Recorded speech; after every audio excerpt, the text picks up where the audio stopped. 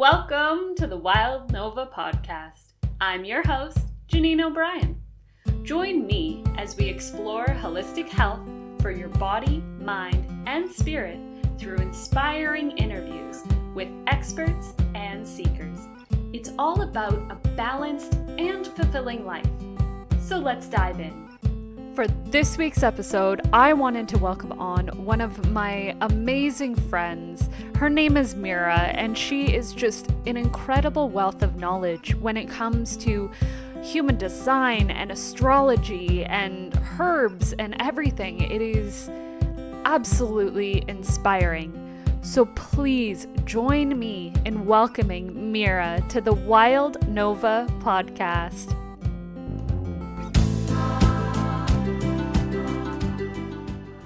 So welcome back to the Wild Nova podcast. I'm going to use it almost every single time. I'm excited.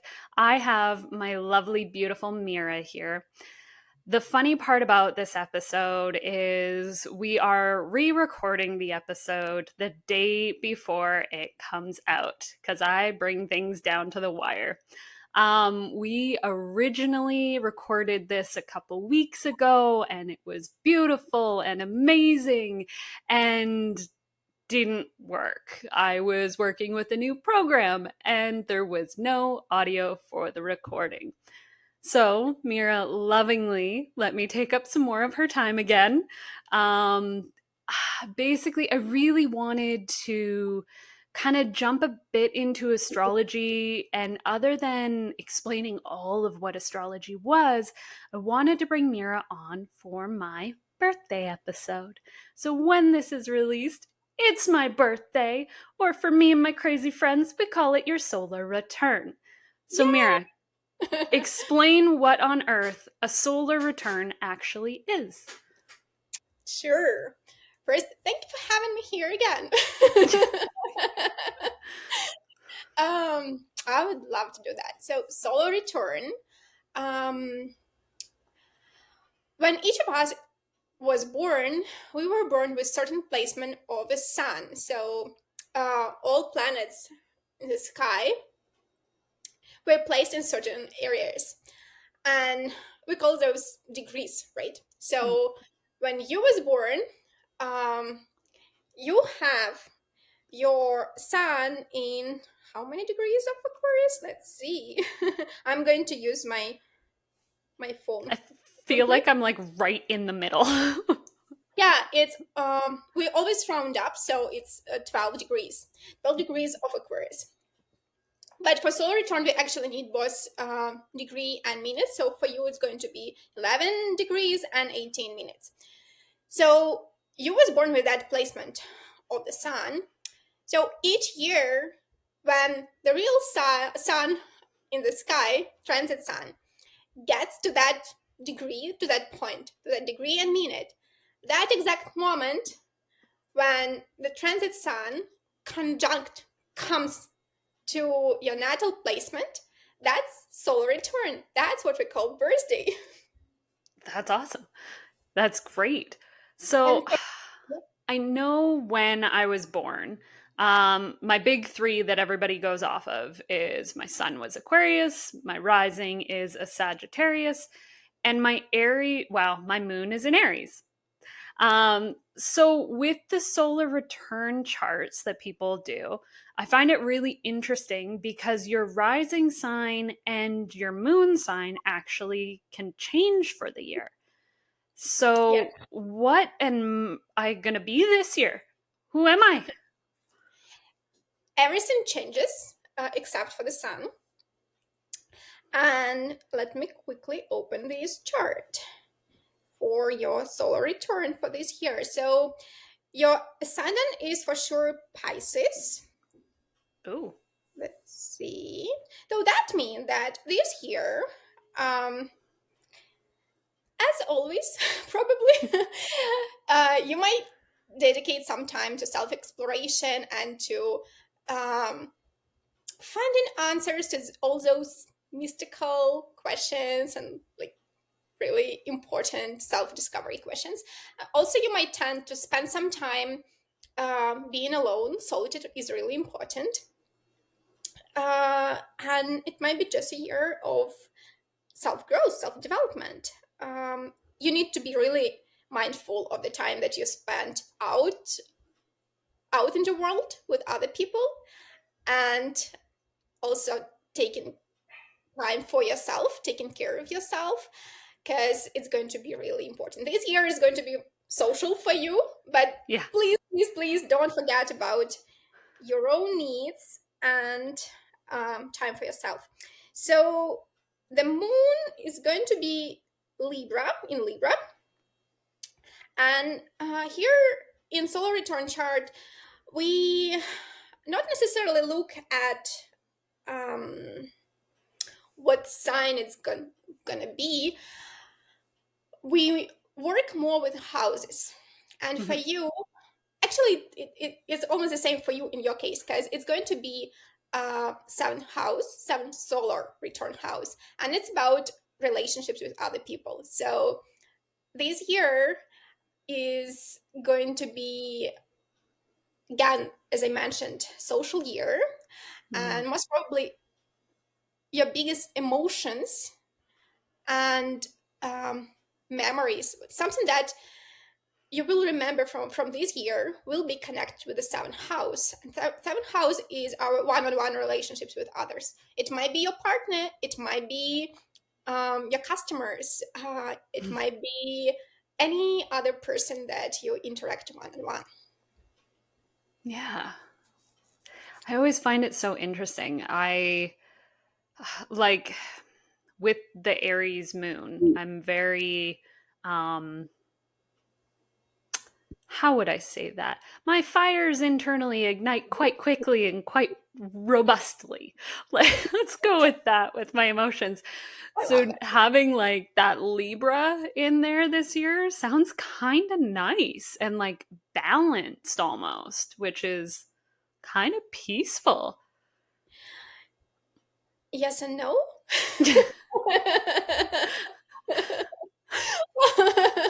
I cannot lie, right? Yeah, that's why you're here. And I cannot lie in general in my life. Yeah. So, um, so you have in your solar return chart square with with, so your solar return moon is squaring um, Mercury and Saturn, and especially squaring Mercury, it might mean again being a little bit emotional and like Me also emotional? What? yeah. Never. That's a common Never. like Yeah. nothing new here, No. just regular year for you. Yeah. Yeah, pretty much. A little trauma, a little emotion. It's just how my No, years go. grandma, no. I hope no. On the contrary, I'm really excited for you this year. I'm not telling that it's going to be easy peasy, butterflies, dragons, rainbows, and all this stuff. But I see this year being very successful for you in professional area. And again, having this connection with Moon in the seventh house, and also a lot of planets in your 11th house, in your 11th solar house. That means that you'll be out there in the world this year, and you'll be noticed, and most probably your success will be really a lot connected with other people, so other people will bring success to you. Yeah, yeah, that's totally making sense for already what I've been feeling over the last couple months. It's not like I'm doing even like the podcast to be successful. It's just I'm loving doing the podcast and it's actually going a lot better than I thought it would. And I'm like, "Oh, okay, so it's kind of just going with the flow there and seeing kind of where it takes me." So that's been kind of fun so far. I'm so So, excited to yeah, see how it will go further, because I'm just, oh, so excited for you. It's going to I be amazing. know. Yeah. So, what is something in the chart that you could see that could be a little bit more challenging other than that emotional, square with my, oh, yeah. Yeah, I would definitely say pay more attention to your house. Mm, Do damn not it. do not forget that part of your life, because most probably you're going to work a lot this year. Like again, I'm not telling It's that it's me. easy, right? Like you're Yeah. going to be working a lot, and it will be rewarding in regards of success and recognition and being seen. Um, but it's so much important to have this balance. Again, I will repeat, between being out there in the world and taking care of yourself. It's so much connected here, because if you don't, then these issues with house might I, pay attention. yeah. Yeah, I'm the kind of person that I'm like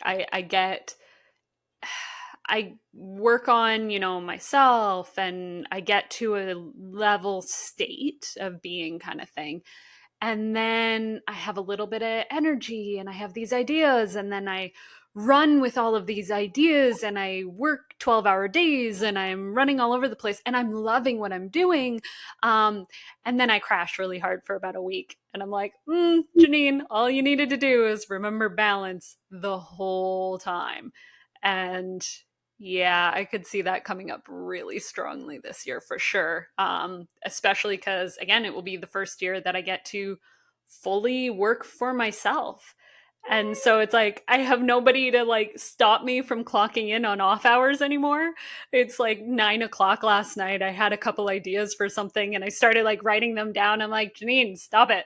Like, you love what you're doing, but it doesn't mean you need to work 12-hour days all the time. And Oh, especially you being projector in human design yeah. also correlates so much with these, because projectors, they don't have this constant access to life energy, I would say. Like we can use it, of course we Yeah. can get it externally, but we are not supposed to be running 24/7. We just cannot do that, we will crash. And I'm projector as well. Yeah. So uh, for projectors, what you said before is so important. Like we might work really hard for some period of time, we have this burst of energy, we can do Yeah. that. We go for that, and then we really need to take care of ourselves and have that rest period. We work hard, we rest hard. Yes. Yes, I rest really hard. I yeah, when I crash, I'm like, okay, I'm down for the count. I am on the couch. I am binge watching Netflix again. I swear to God, I've almost run out of shows at this point in time. I'll watch anything. It So, will feel yeah. kind of challenging, but it would be so cool, but for you and me, to be Yeah. able to to understand when we are nearing that moment that we might crash down, Yeah. and to take the rest before it happens. It would be so amazing. I'm trying. I'm trying. So it's like what I started doing just to kind of regulate myself and see where I'm at on a day-to-day basis. I will set a timer for just 10 minutes and work on my plants.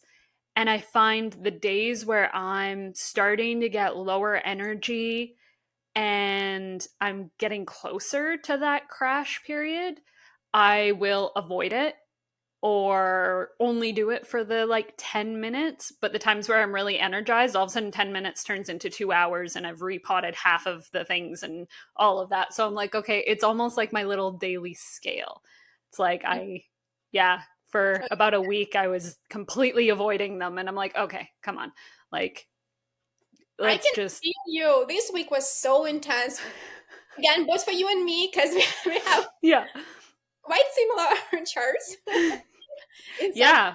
Like, even born the same year. So it's just amazing.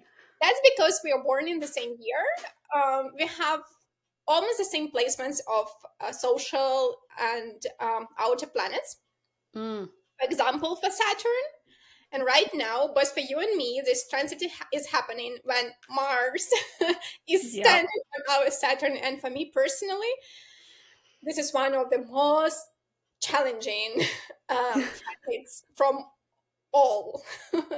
Like sometimes Pluto is supposed to be very challenging transit, or like, of course, Saturn return, Saturn and Moon, Saturn and Sun.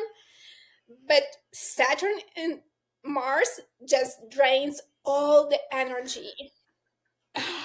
That's hilarious. I'm excited for the Pluto Aquarius like transition that's happening this year cuz as you know, I'm an Aquarius sun. I've lived my whole life with this brain that is very Aquarian in a lot of ways. And I'm one of those people that like when I would read through like what an Aquarius is and stuff, I'm like, oh yeah, that makes total sense. I'm like, I'm just a weirdo, and it's a good thing, and I love it. And it's I love it as yeah, well. I admire yeah. Well, every time I tried to not be that person to try to fit in or be like my friends or anything like that, I felt like I was dying inside and I kept losing myself all the time. And I would just allow people to treat me horribly because I wasn't like in my power, embracing myself. And so as soon as I started like actually enjoying being me again and embracing the parts of me that I've shoved down for so long, I don't let people treat me like that anymore. And it's just being able to be in your power and in your sun sign and just be like out there. It's just, yeah, it's been really nice over the last few years.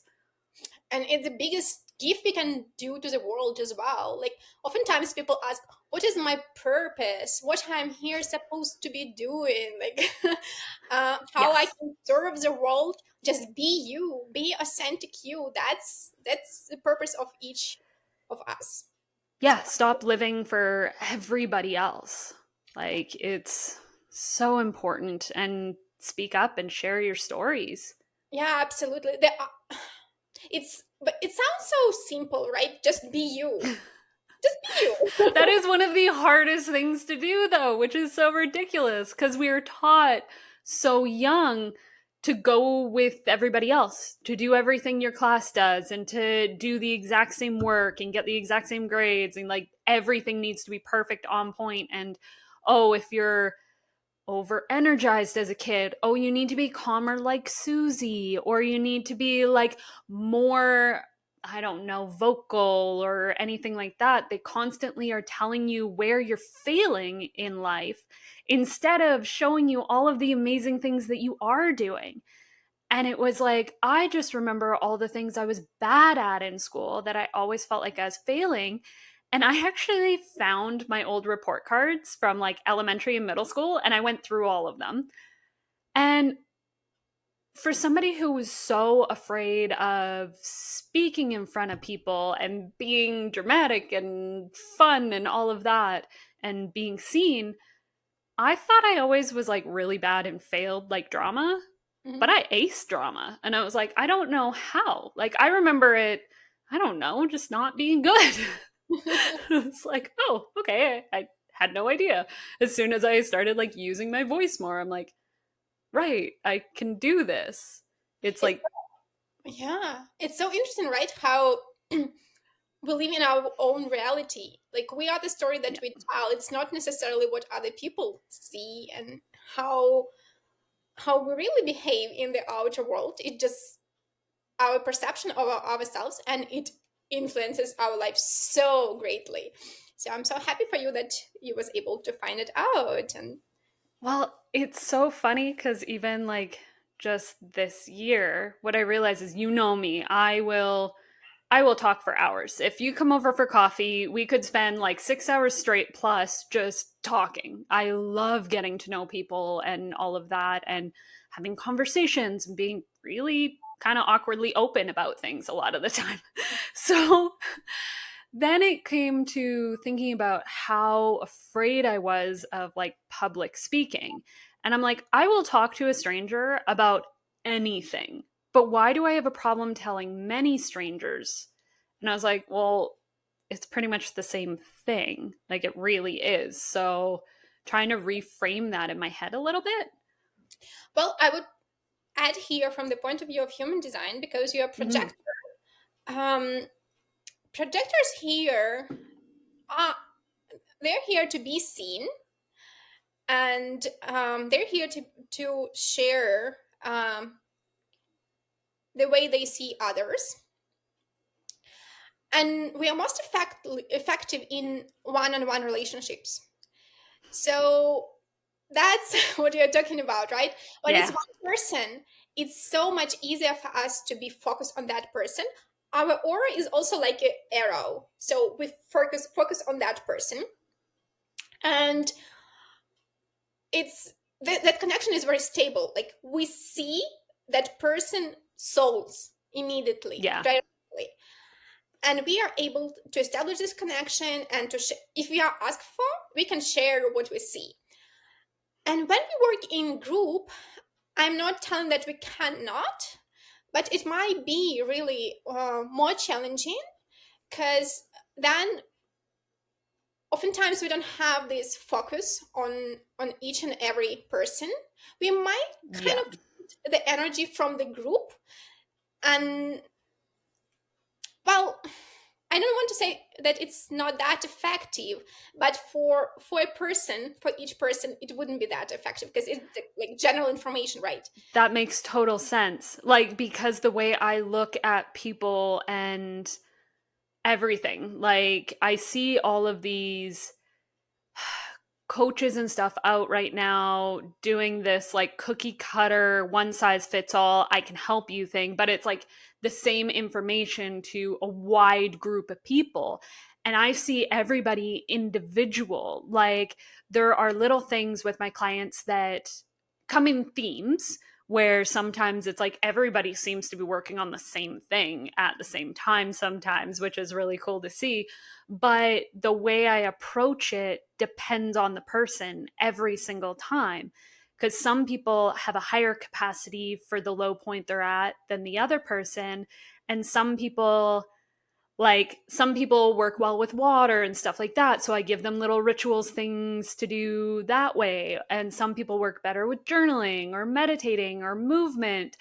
So I can see how, yeah, totally. When I'm working with a large group of people, it's like I'm wanting to help everybody, but knowing that if I help everybody all at the same time, it's going to be like a tenth of what I could do if we were like one on one. So it's like I want to find that perfect key for everybody at that moment.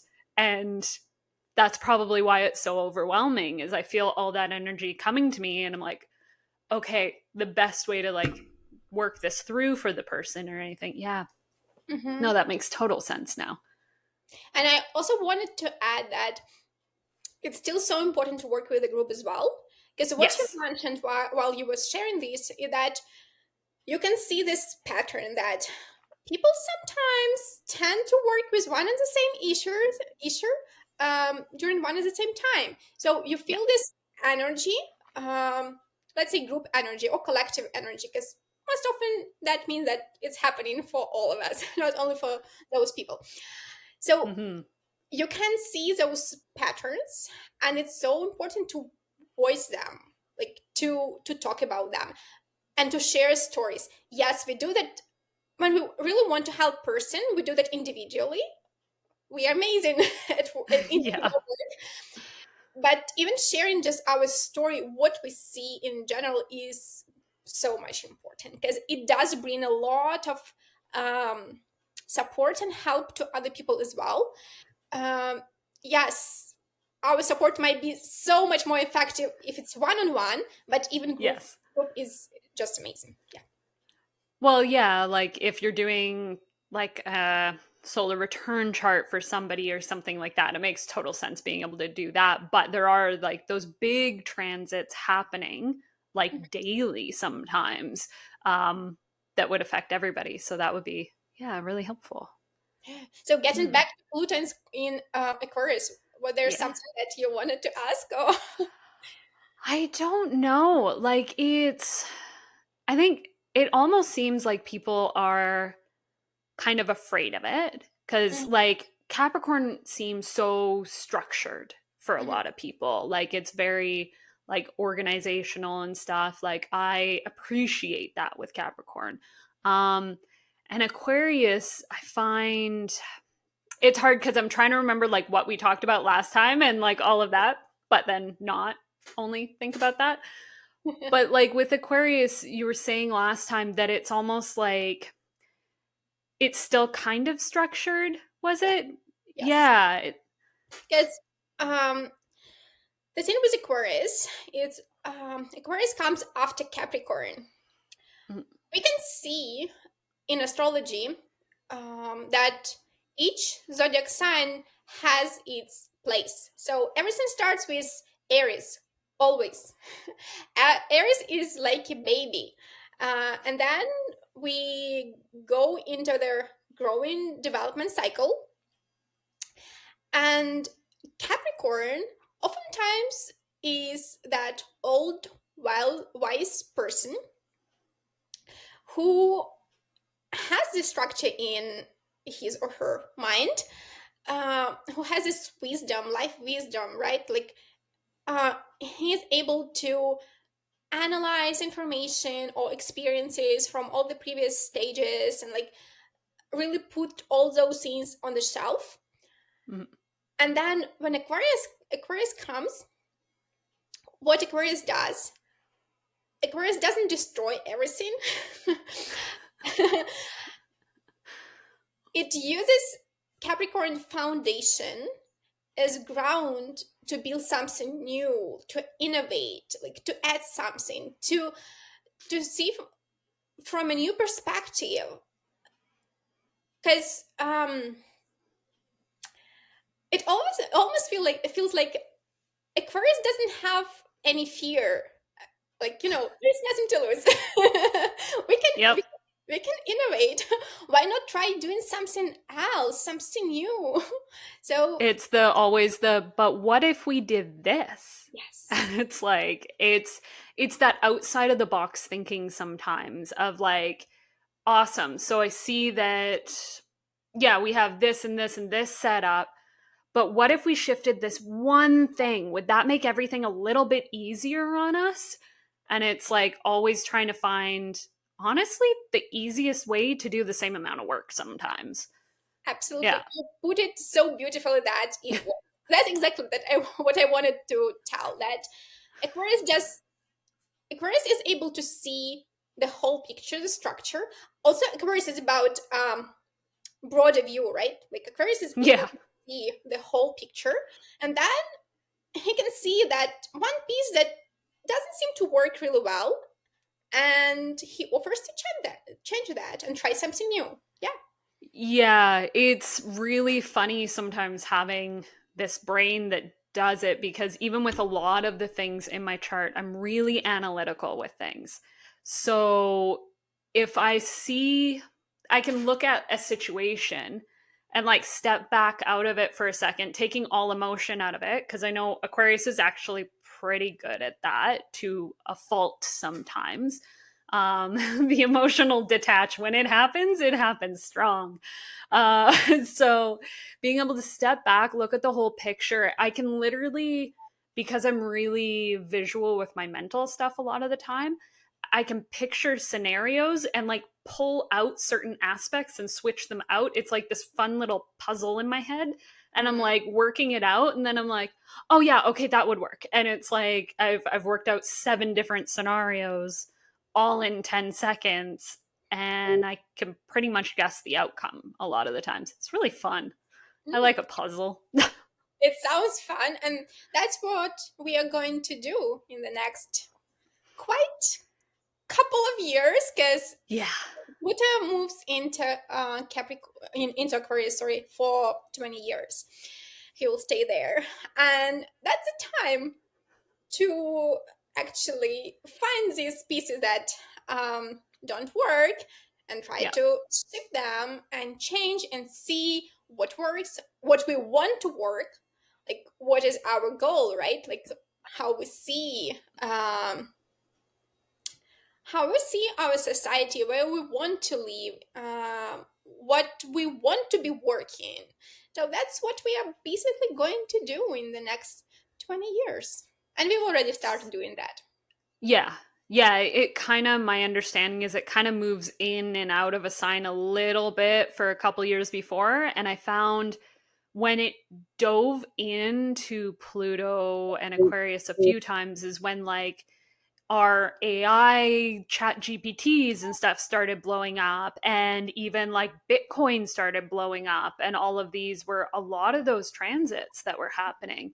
And then it would like calm down for a little bit. And then I'm like, oh, I'm just waiting. Like, Yeah. The excited. first time Pluto moved into Aquarius was a year ago. March 2023 was the first time Yes. Pluto moved into Aquarius. And yeah, absolutely. All the things Yeah, that. that was one of the things I remember in January listening to all of these different astrologers and all this kind of stuff talking about technology and March and again, Bitcoin. And so I told my husband, I was like, get a whole bunch of Bitcoin, like March, like shit's going down. I was like, I don't know what's going down, but March is going to be crazy. And apparently it was. And that point literally helped open up my husband's brain to a lot of this stuff that like before he was like you're insane, you're looking at the stars and planets and it makes no sense, like it doesn't affect you at all kind of thing. And then all of a sudden I was able last year to like pinpoint some key things that were going to be happening, and he's like, okay, now I'm going to start listening a little bit. And like, can you just tell me when the next thing is happening? And I'm like, yes, I will. So yeah, Pluto will get back into Capricorn for just few more months in 2024. It's going to be during fall. And then for the next 20 years, he'll stay in Aquarius. So we will still have this um, short period of time to finish the previous cycle. Probably that's where we can actually see systems that don't work falling down. And Yeah. that's maybe my um, understanding is that that's maybe something that people are afraid of. Because yes, Of we are course. in this transitional period of time, and probably closer to fall, we will see things don't work anymore. And because during the transitional periods of time, simultaneously two processes happen. Sorry, my mind is foggy and Oh no. I've made you do this twice now with like all of this information. Like my brain would have already melted by now, Mira. You have so much in there. Like it's amazing. thank you, but it's difficult this time because of this specific transits happening for me right now. It's difficult for me to get it out from my mind and from my heart in more or less digestible way. So yeah, during transitional periods of time, two processes happen simultaneously. So we outgrow old systems, they don't work, or some parts of them. I'm not telling that everything need to collapse. No. Yeah. It Um, was like a structure. It's kind of like when a plant needs to be repotted, you don't chop the whole plant down, you just upsize the pot. yeah, absolutely. Yeah. Beautiful comparison. Thank you for that. And so we can see that well, something's going wrong. It doesn't work, right? Like old system doesn't work. We've outgrown it. And then at the same time, we start building something new.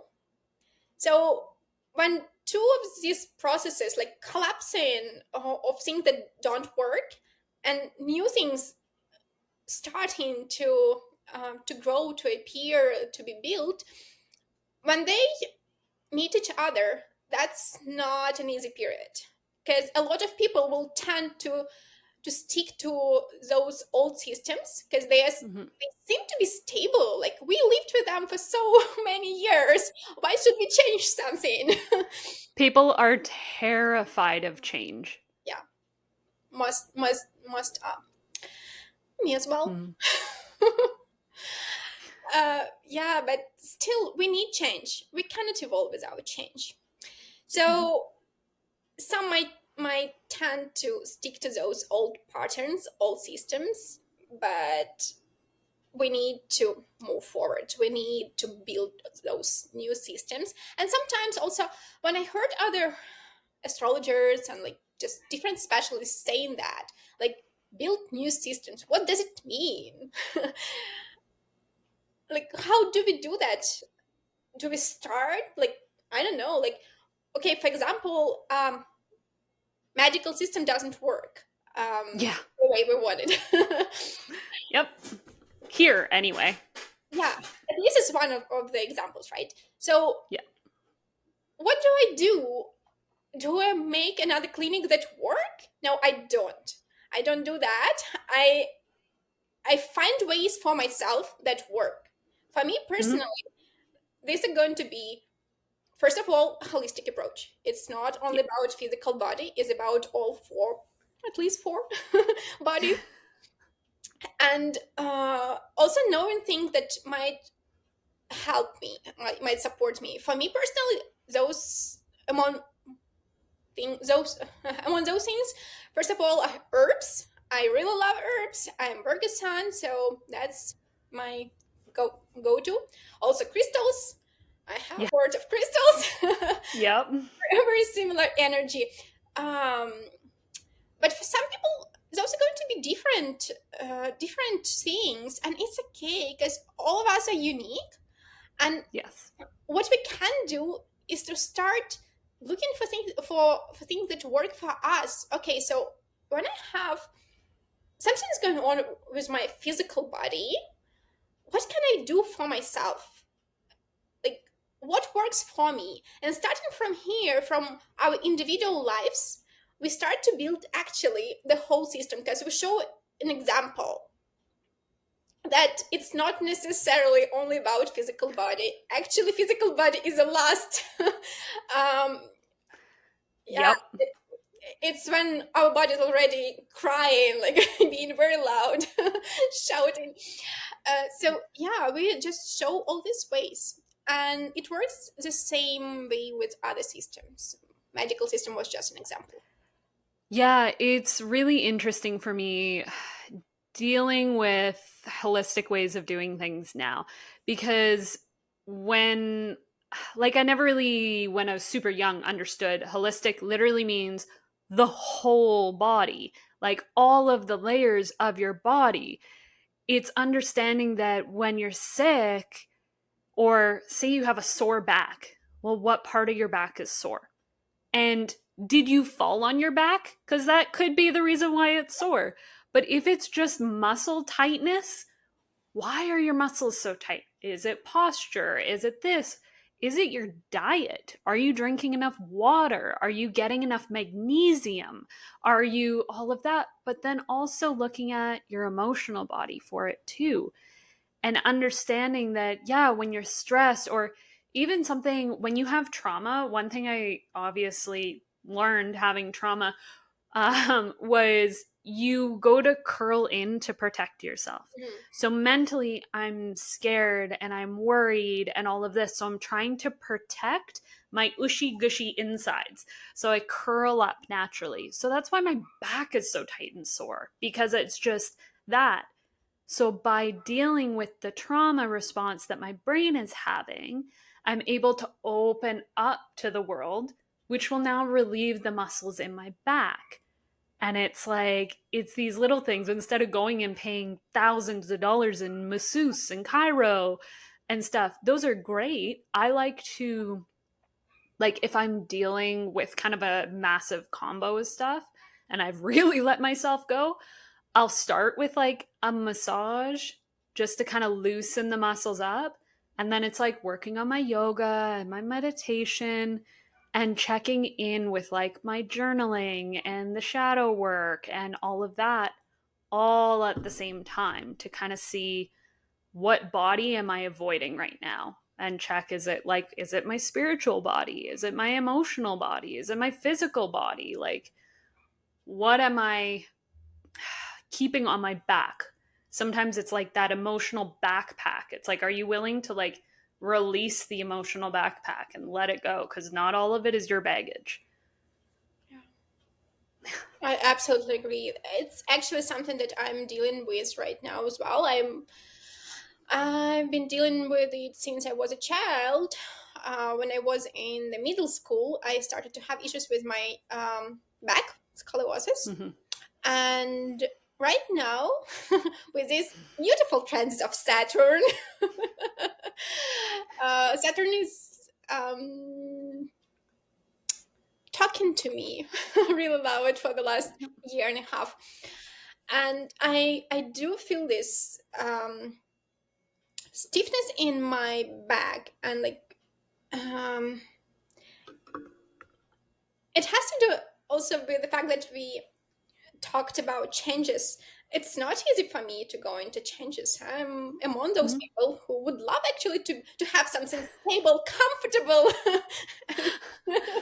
and You'll get used to the Aquarius feeling. It will last 20 years. It'll be fine. You just got to get used to it for a bit. we will.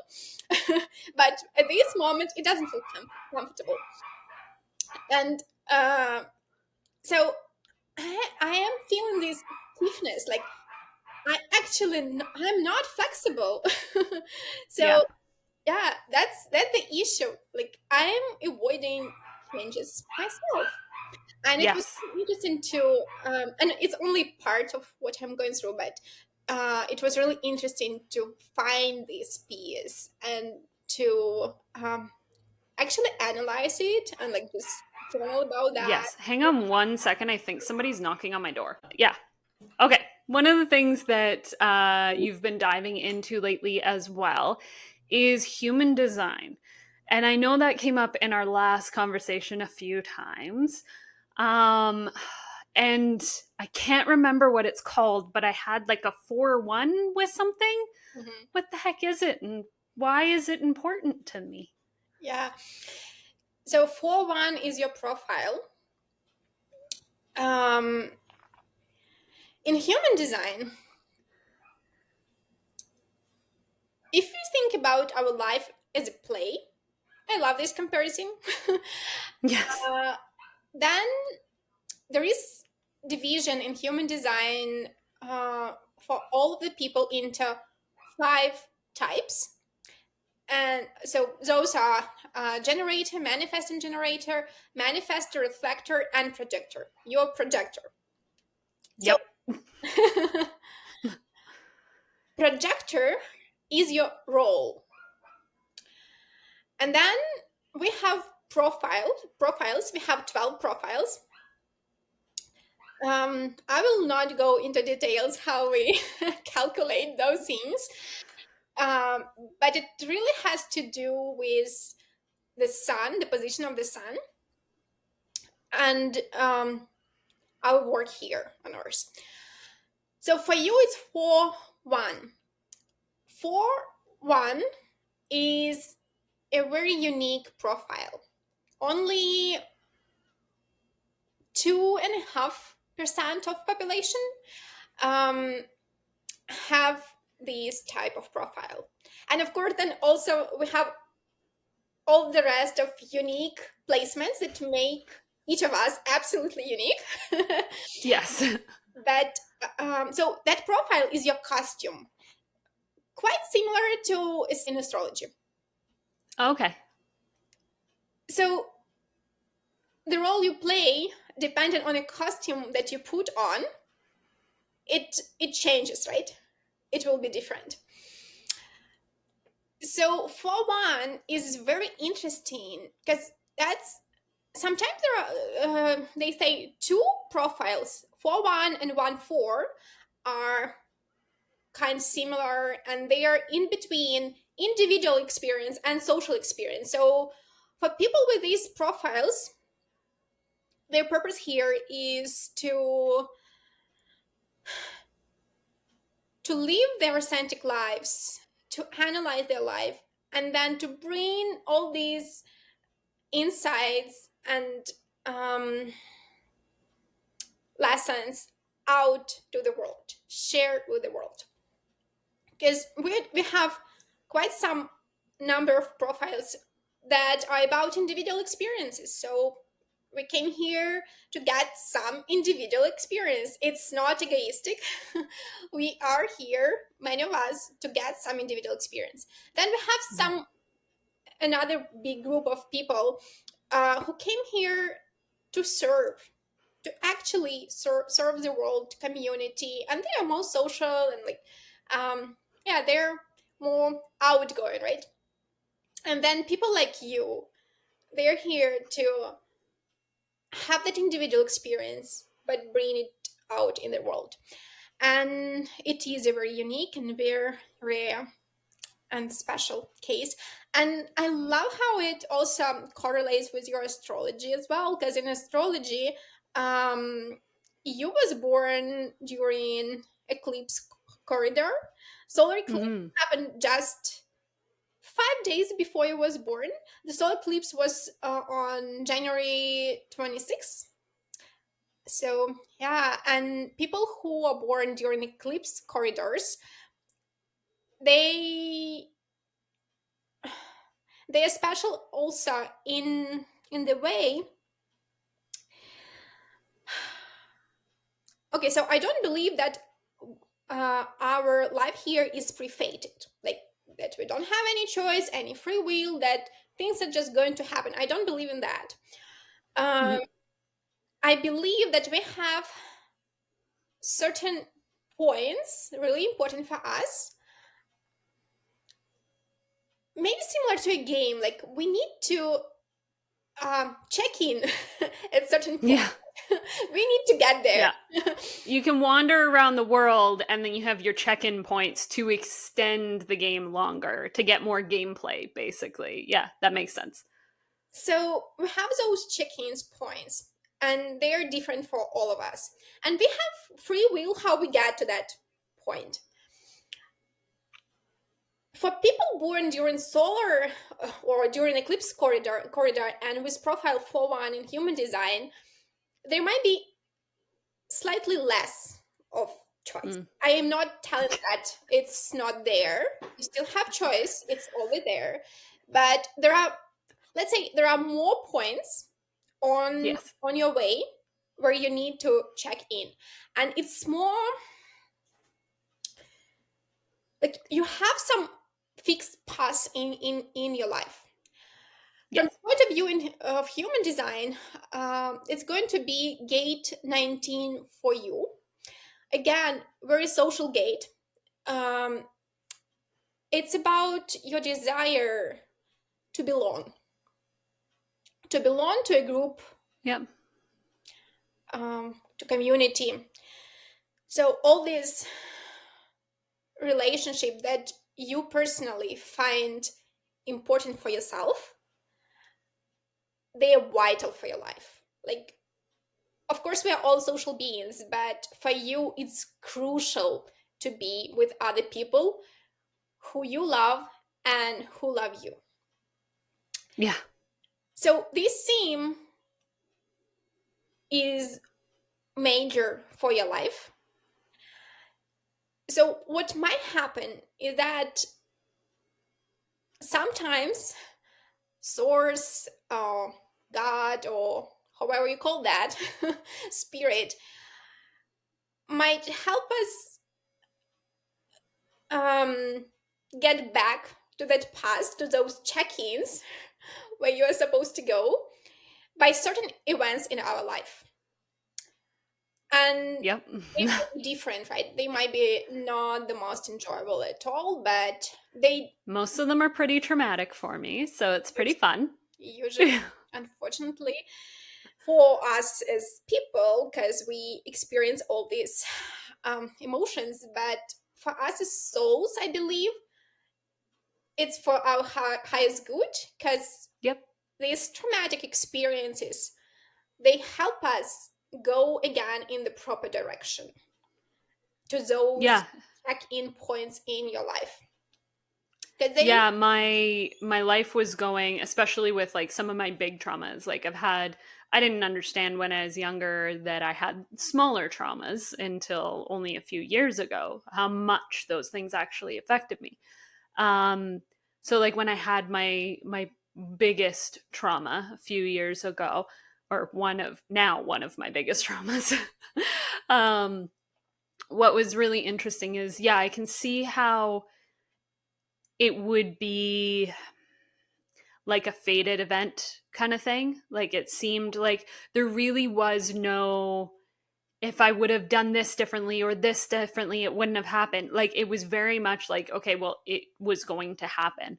And then how I decided to come out of it was literally the only thing that helped and the only thing that made a difference and made my life feel like it had meaning again was when I got back on my spiritual path and working on like Reiki and looking at like the holistic everything. It just changed absolutely everything. And that's where I can see how it seemed fated and less like there was actually a choice to it, because my two choices was basically live or die.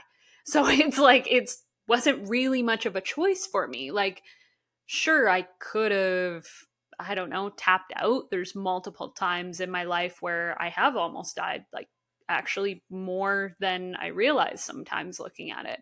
and still a And choice. It is still a choice. You yeah, that. and it is, but it's funny when you think about it, you're like, well, it doesn't seem like much of a choice. I was like, well, I don't feel like I'm done yet. Yep. And now I use all of those. Like you said, I took all of this information from my experiences and now I'm able to help people. And that was something that, like, especially with the Aquarius side of me, it's that humanitarian. And it's wanting, like, honestly, truly just wanting to help people. And yeah, so it's like super important to me for that. But it's like I'm using those experiences to help as many people as I can. First of all, you are incredible person with really, really powerful, strong inner core to Yeah. go through all these experiences. Yeah. And choices that you made, they they are incredible. Like they required a lot of strength, courage, power. So you did huge work to get where you Mm. are now. And I just wanted to highlight that and tell you that I'm really admiring you and your power. Yeah, it's super interesting. Like as somebody who didn't grow up in religion at all, it was hard because like I know the downsides to a lot of religions. I see that now. Part of me wishes that I would have grown up with a little bit more structure in that way, like believing in a god or anything. Like I basically had to just believe in myself. So having that inner power was something that was built up because it was like I always had to just believe in myself and I kept surviving. So taking those times, sometimes it was really interesting because it was having faith, but it wasn't having faith in any specific thing or being or anything like that. It was just having faith that some good might be able to come out of this at some point in time and trying to just find that little, like, that little tiny spark of something that wasn't so negative and hard. And like when you're in the middle of dealing with like depression and anxiety and being like honestly pretty suicidal a few times, like it, finding that hope in anything is one of the hardest things to find. But it's like being able to actually find just a little bit, or I had enough faith to like ask for help from like, I'm like, I don't care who the hell can help me at this point in time. I just know like right now I need help.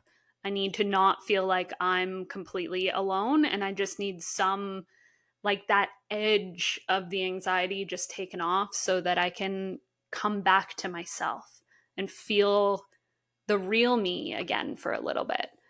So, yeah. I hear you. And I loved you sharing that you believed and believe in yourself. But what if yourself is God, what we often time call God? Like, 100%. Yeah. for me, is equal to God, spirit, source. Yep. So for me, what you shared is actually even better than to be raised in a religious community or family, because Yep. your face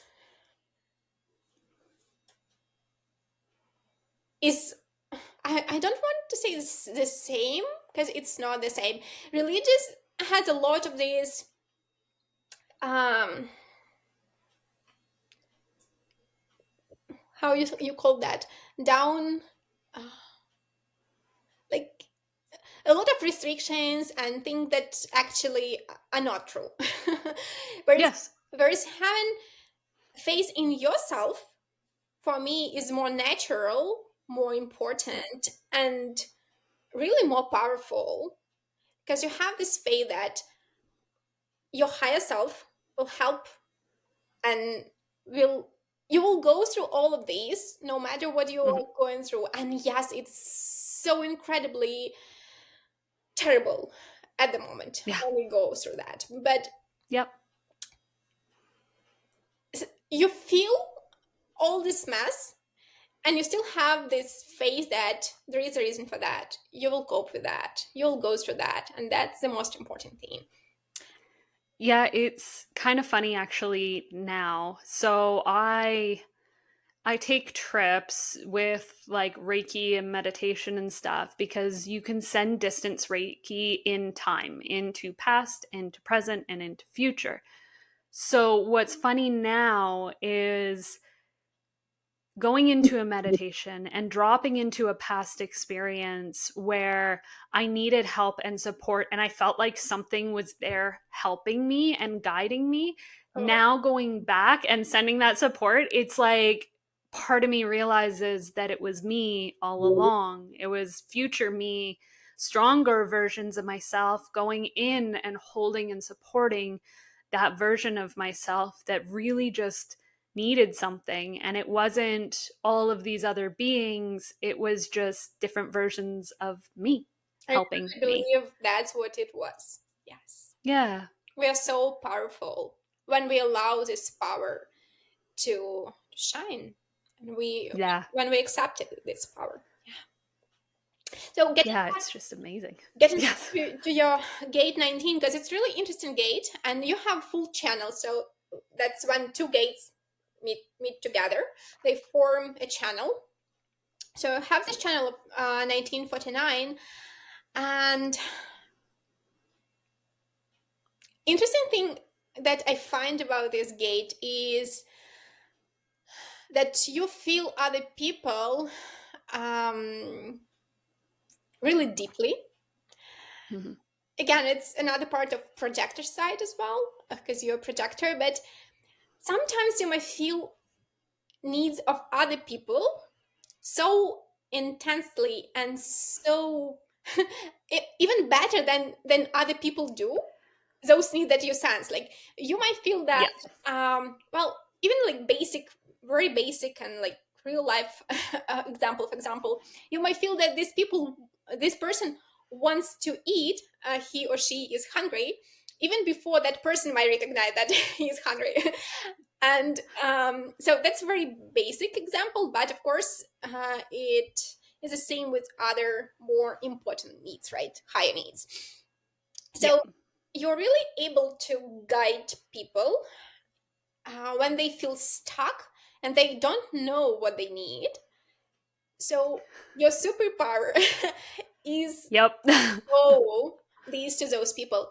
But in order for that to happen, you really need to get invitation to do that from that person. Like, person needs to be ready to hear what you have to share. Yeah. Those of the depths that you have to share, the wisdom, if person is not ready, he will just reject that, and Yep. he will not listen to all this information. What's interesting now in a lot of my sessions, things will come up when I'm working on people, and it's really interesting because I have notes on all of my clients. Like when I have a session, I keep quite a few notes. And sometimes the notes are for the future because something will come up of like, this is really going to help this person, but not yet. We need to wait on this. And it's like this person would do great with inner child work, but we need to work on these key point things for it to be the most effective. So let's kind of work on this and work towards like when you feel that it's the right time, then bring it forward. If you do it now, it's going to be too much, too overwhelming, and they're not going to get what they need to out of it to like help benefit them the most. But just one of those, hey, we want you to write it down now kind of thing, because then it's just somewhere for later on kind of thing. Yeah. I love this. And this is mastering of this channel. So you're already master of it, because many people with this channel will go into like negative experience when they have what to share and they really want to share, like, I can help you. Let me help you. I still hit that point sometimes. Let's be honest. I'm like, I want to help you so fucking bad. Like, yeah, but even with your work, like being able to differentiate these things that, like, well, yeah. person is not ready yet, we need to wait for that. It's absolutely amazing. Yeah. And also, the way you do the work, like physically touch, I mentioned Yes. that last time, and I really want to mention it again. Like, for you, both in astrology and in human design, work connected with physical touch, like even like massage or something like that, is something that you might be doing. And Reiki does involve physical touch. It's not massage, but it does involve Yes. physical touch in most cases, right? So, yeah, some people do it by hovering over people, but it's funny because what I realized probably, I don't know, a lot later than I probably should have, is everything I do isn't just Reiki. And so it was like I do hands-on because I choose, like I have really strong clairs that kick in when I work. And to make sure that my boundaries are set with people in like group settings and stuff like that, that things aren't just flying through my head. It's a rule that like when I'm working, when we're both open, and as soon as I like put my hands on you, it comes through so much clearer. And it's like I'll have bits of it come in during the session, but as soon as it's like in the session, it's like this whole other level of work as soon as I do that hands-on. Just because honestly, I don't think it's ethical. Some people like keep this flowing all the time, and it's like, oh, I have messages for you, and I'm like, I don't even know you. Can you not? Like, that's rude. Like, you just basically walked into my energetic house and set up shop, and you're like, I'm gonna have a sleepover. I'm like, I have no idea who you are. Like, that's not okay with me. Please ask permission. Like, yeah, exactly. like that whole Teresa Caputo thing where she just wanders around apparently to like grocery stores and passes on messages from people who've passed. I'm like, I'm not okay with that. I wouldn't like that if I was grocery shopping. I was like, and I'm a very open person. I would be like, who are you? And you are a very open person, but what you mentioned about boundaries, it's so important for you as well, because you might tend to yes. take this energy from other people, and it's so important to have those boundaries and to let energy of other people go. And you can do that when you are alone. It's so important for you to be in solitude. That's Yeah. super important. Yes. Yeah, it's always been that way. There's even like a room right now, it's a disaster, like little parts, because like I said, I've been a little overwhelmed lately. So I have one room that's like my meditation room, and it's funny because my husband was talking about oh, I should clean it up and then he can go in there and meditate. And it's so funny because I never said it was just my room, but in my head for a minute, I was just like, no, no, no, like that's my energy, that's my space. And like, it seems super selfish, but I wanted to be like, you can meditate in any room. That is like my energetic dome of Yeah, like, your yeah. And I was like, your oh, temple. Yeah, yeah. And it's just like a space that I can set up that doesn't have, like, the dogs don't even go there if I have my say kind of thing. Cause it's just that when I set up an energetic space, then I know it's clear and I can just kind of peacefully drop in a little easier without the initial work that I usually have to do. yeah, because it's just you. There's no other Yeah. aura, no other energy. Yeah. Yeah. Yeah. Sometimes there's other energies that show up, but it's kind of just, it's a little different. It Yeah. is. Yeah. Yeah. What else? Something that keeps coming up, I realize, like on social media and all that kind of stuff, is people are really getting into like their Venus sign and like their Venus placement. Hmm. Why would that come up for people? What does Venus represent for everyone other than a totally power badass woman? Venus is really interesting placement for all of us because I'm just trying to open your chart for your Venus, but um, Venus and Moon are the only two um, celestial bodies in classical astrology that represent feminine energy. We do have a bunch of asteroids that represent feminine energy as well, but That's very fitting. it Let's just have little tiny asteroids. it Damn it. reflects it reflects patriarchal system that they lived in for the most of the time. So it's changing. We start to use more of asteroids to see um, I would say feminine energy is not reborn, but getting back to balance slowly Yeah. with masculine. Yep. That's what I would love to happen. We need a balance again between masculine and feminine, not one being dominant and the other. I know.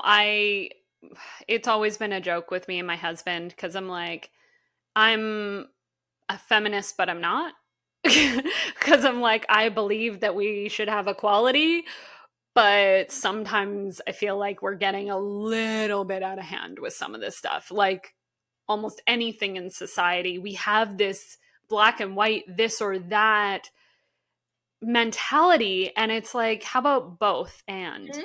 like, it's, yeah, it's finding that balance in it. Like, all of us have masculine and feminine energies in us. Mhm. And sometimes certain ones need to be a little bit stronger.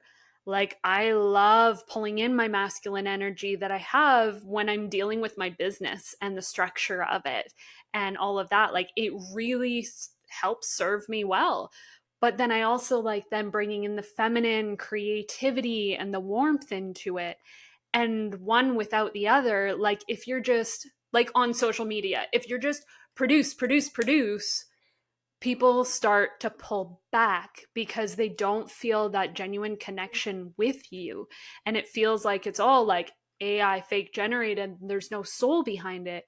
But if you can add in that soul and that creativity and the loving nurturing feminine energy with it, then it's a perfect balance and people can feel that and they can sense that, I find. Mhm. Yeah, I totally agree. So, getting back to Venus and what she represents. So, she's one of many parts of feminine energy. If we talk about moon is more motherly like energy, like nurturing, loving. Venus is Yeah. loving as well, but Venus for me is more creative and more outward directed feminine energy. Like it's more expressed. Yeah, so for me, most of the time, Venus is about how you express your true, authentic inner self, your creativity. Because for me, it's the same. Like being creative, maybe for me, is a little bit different for than for other people. Like for me, being creative is just living your authentic life, and like yeah, just expressing yourself authentically. That's great. Yes. That Well, like we didn't mention, that is your creation, right? There. yeah. Beautiful. You are a very, very creative person. We are all. For me, it's not necessarily something physical that we create. Um, we create all the time. We co-create, right? We co-create our Yeah. life in general. Every single thought, every single choice we make, we co-create. So for me, Venus is a very gentle, sometimes not so, might be different. Like it's in both and. Yes. So that's the energy of this creativity. Um, how to put it in words? Like most people would say that Venus is about what you like in life, like what you attract, like what clothes you chooses, Mm, choices you make, and whereas everything is true, yes, Venus has to do with that, but for me, the root for that is this creativity again, because you make choices because you ideally understand what your inner self is, like what do you need, right, to make this that choice, what for you're making that choice. The same with clothes, for example. Really um simple example: do you choose to wear something that is fashionable, fancy, and just popular right now, or do you choose to wear something that is comfortable and feels like second skin to you and mm, expresses your personality, your inner self? Again, you can express your inner self to the outer world with how you look like, with your clothes, yeah. with your accessories, with anything, like right. So that's Venus for me, like expressing your inner self, true inner self in the world. Yeah, I like to like with the clothes thing, I like to use before I used to, ironically enough, when I now that I look back at it, was in a bit of a lower mind state kind of thing when I was younger. Part of it was to do because I was a hairdresser at one point, but honestly, like 90% of the clothes that I bought was black, white, and gray Mhm. all the time. And now I purposely like only buy color. And it's really fun for me now when I'm trying to work on different things with me. I now use like color magic for it. Mhm. So if I'm trying to bring in that like bubbly personality for myself, I will wear yellow. If I'm trying to feel like grounded and earthy, like I will wear browns and greens. And it's bringing that kind of creativity into it. And yeah, it's like exuding that amount of energy and kind of making it a part of you. And I should add here, I just cannot hold my my tongue. That that the fact that you loved black, white, and like monochrome clothing is so much interesting because you have this stellium, like quite a bunch of planets in your Capricorn, like I know. yeah. So that's the energy, and because stellium is many planets in one sign or in one house. So Janine has six planets out of 10 in Capricorn. Yeah. So where we have these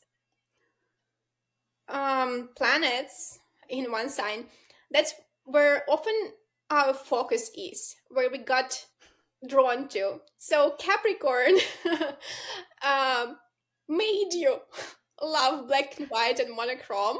So Yeah. I'm so happy to hear that now you are using all the rest of energies, because we have, that's another thing that I really want to highlight. All of us have all of the signs and all of the energies, just in different proportions and during different times. Because Yeah. sometimes, even if something is empty for us, for example, um, Janine doesn't have anything in, In most of my chart. not in, for example, in Libra. So you don't have Mm, anything in Libra, like from the major placements, because most probably you'll have some asteroid there and like some other placements, but you don't have I think my MC yeah, UMC. might be. Yeah, Yeah. See, I remember. MC Okay. MC is a not physical body. Like, Mm, it's not a celestial body. It's the highest point in the sky. Yes, it's super yeah. important for you because it actually shows the highest point for you in life as well, like the highest level that you might achieve here. So it has to do with Libra energy, but you don't have any planets there, like Yeah. any physical bodies, celestial bodies. But even this year, because you have moon in solar chart, you have moon in the seventh house in Libra, it means that this Mm, year this energy will be highlighted for you and you will be using it, and it doesn't mean that you don't have it, right? So yeah. it happens with all of us. So even if we don't have something in our chart, we still have this energy and we are able to use it. It might just be not constant access to it. Like, we might use it for a while, then use another energy, and sometime after get back again to Libra energy. Whereas Mm. when we have these stelliums, like for you in Capricorn, Capricorn will be always important for you. Like, you'll always feel this um, necessity, need for foundation, for a Structure. structure as well. Yeah. Yeah. Yeah, that was actually really interesting too. When I just did a little quick study test thing on Ayurveda, and it was like my way of, because there's like three different ways to get rest when you're needing it. And some people need like social rest and stuff like that. For me, it was literally like, or no, it was, that was a different part. If I was feeling overwhelmed and stressed out, that's what it was, is how to get back. And for me, it is structure. Mhm. Even in that, it was like, I need to get back to my routines and I need to have that structure with it to kind of help balance me back out. And it was funny because it's like, I know that about myself so well, but that's like one of the hardest things for me to do when I'm just like not feeling great, is like get back to my routines. But they're so important for me in like every single different modality or like thing that I've looked into. It's like I need structure, You do. You very much do. which is, it was always kind of funny for me with that when I found out, like with the Sagittarius rising and stuff, because Sagittarius likes movement and travel and all of this, but it's like I need structure in the travel. And it's like for me to let go sometimes. It's like if I plan a trip, I like to plan all of it. I like to know all the outcomes and stuff like that. Like we did, for an example, an RV trip. So we rented the RV. I had supplies for every possible thing that could happen. And once I have that structure into it, and I knew we could even park on the side of the street and sleep in the RV, it's not that big of a deal. I can then let go and enjoy myself. And Dan was like, okay, where are we sleeping tonight? And I'm like, I don't know, wherever we end up. And he's like, what the hell? He's like, I'm not okay with this. But it's like, no, I planned for everything in my head. I have enough structure that I'm good. I know where I'm sleeping physically. I know I have everything covered for emergencies, and I'm fine now. I can so much relate to that. I have Yeah. not 6 planets in Capricorn, but 4 of them in Capricorn. And my moon is there as well in Capricorn. I have Capricorn moon. So structure is super important for me as well. And I do plan everything ahead as well. And I spend a lot of time on planning and structure. And then the same as you say, I let it go because I also have, not only I have moon in Capricorn plus 3 other planets, I have my moon conjunct Uranus. And Uranus is pretty bored with structure. And want some fresh energy, um, something new and interesting. Yeah. So yeah, I totally understand you. That's the way I plan our trips as well. Like I do a lot of research in advance. I have plan like where some shops are and where we can stop and like what that, The important things. yeah, and then I can let go and decide in the moment like okay, I have these 3 Yep. options and I can choose from them. So yeah, Yep. I can relate to that so much. Yeah. But it's Oh. amazing, like it took me a while to understand that and to get there. Like it's really interesting to see that um what you mentioned before, oftentimes we are taught to think in duality, Mm. or in polarity. It's either this or that. It's either structure or flow. How can you combine structure and flow? Well, we found the way to combine. It's both and. Yeah. And Yep. it's the same in many, actually in all other things. Like it's not either this or that. You can combine that. There's something in the middle always that you can innovate, Aquarius. Yes. Yep. Yeah, I'll always find a way. So, I would say one of my other things that pops up that's gotten super popular with people over the years with astrology is every time you go into like a Mercury retrograde. So, why is everybody so terrified of a Mercury retrograde, especially when honestly it happens so often that I don't think people really realize that it's like all the time? Yeah, it happens usually 3-4 times per year, for Yeah. 3 weeks or like months. Um, why people go crazy about these? That's an interesting question because I would love these to be changed in our society, honestly. Yep.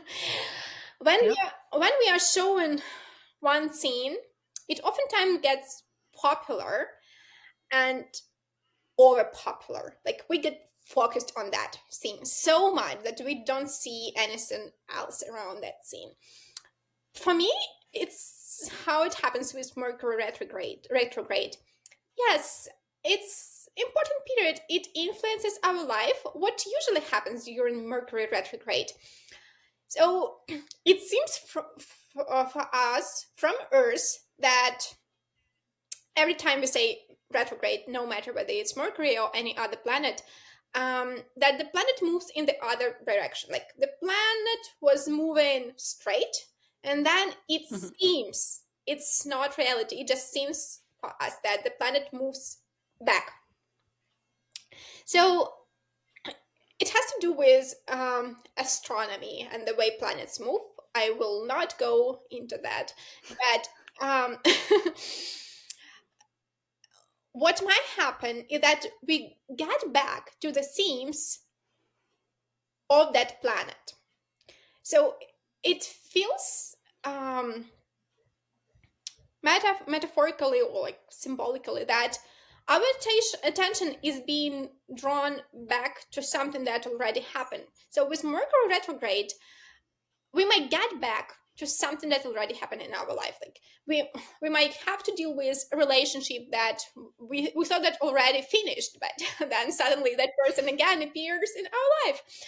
Or we might reevaluate something in our mind, like again, like, oh, I thought that I worked through this already, and now it's here again, and I need and I need to do work again.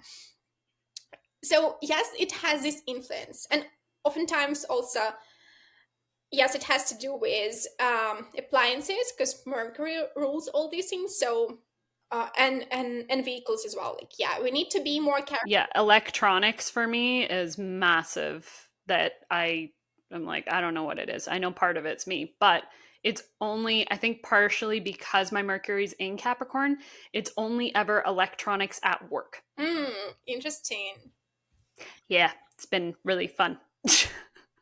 Yeah, because the second house will be for you for work as well. Interesting. Yeah. Yeah. Yeah. So yeah, it's electronic, also vehicles, and accidents overall. So yes, all of that might be happening, but it will depend again on the placement of Mercury in your chart, both of your natal Mercury, the one that you was born with, and also Yeah. where in your chart that Mercury retrograde lands. Like, what area of your life might be Mm-hmm. influenced by that period. So it will be so individual. For me personally, usually I don't feel these periods a lot, Mm. because I have Natalie Mercury retrograde. So I do oftentimes it's retrospective is the correct word, like analysis what happened before. Like, I do that all the time in my mind. Yeah. And it's also, it takes me a longer time, for example, to learn new information. Like, I need to repeat several times few things to remember them. Like, it's my personality, that's what I was born with. And when Mm-hmm. Mercury retrograde happens, people start people might start feeling this energy that I actually feel all my life. It's the same with Yeah. Aquarius. Like, Pluto moved into Yeah. people are going crazy about Aquarius, like, oh, what's going on? And you're like, oh, that's my net energy. And I'm like, this is great. Enjoy. So that's the thing with Mercury retrograde.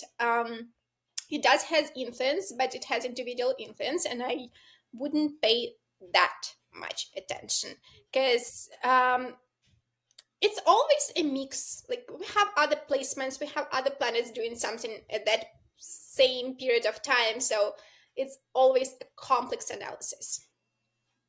Yeah, I always found it really interesting when people were like, don't sign contracts, even like during a Mercury retrograde.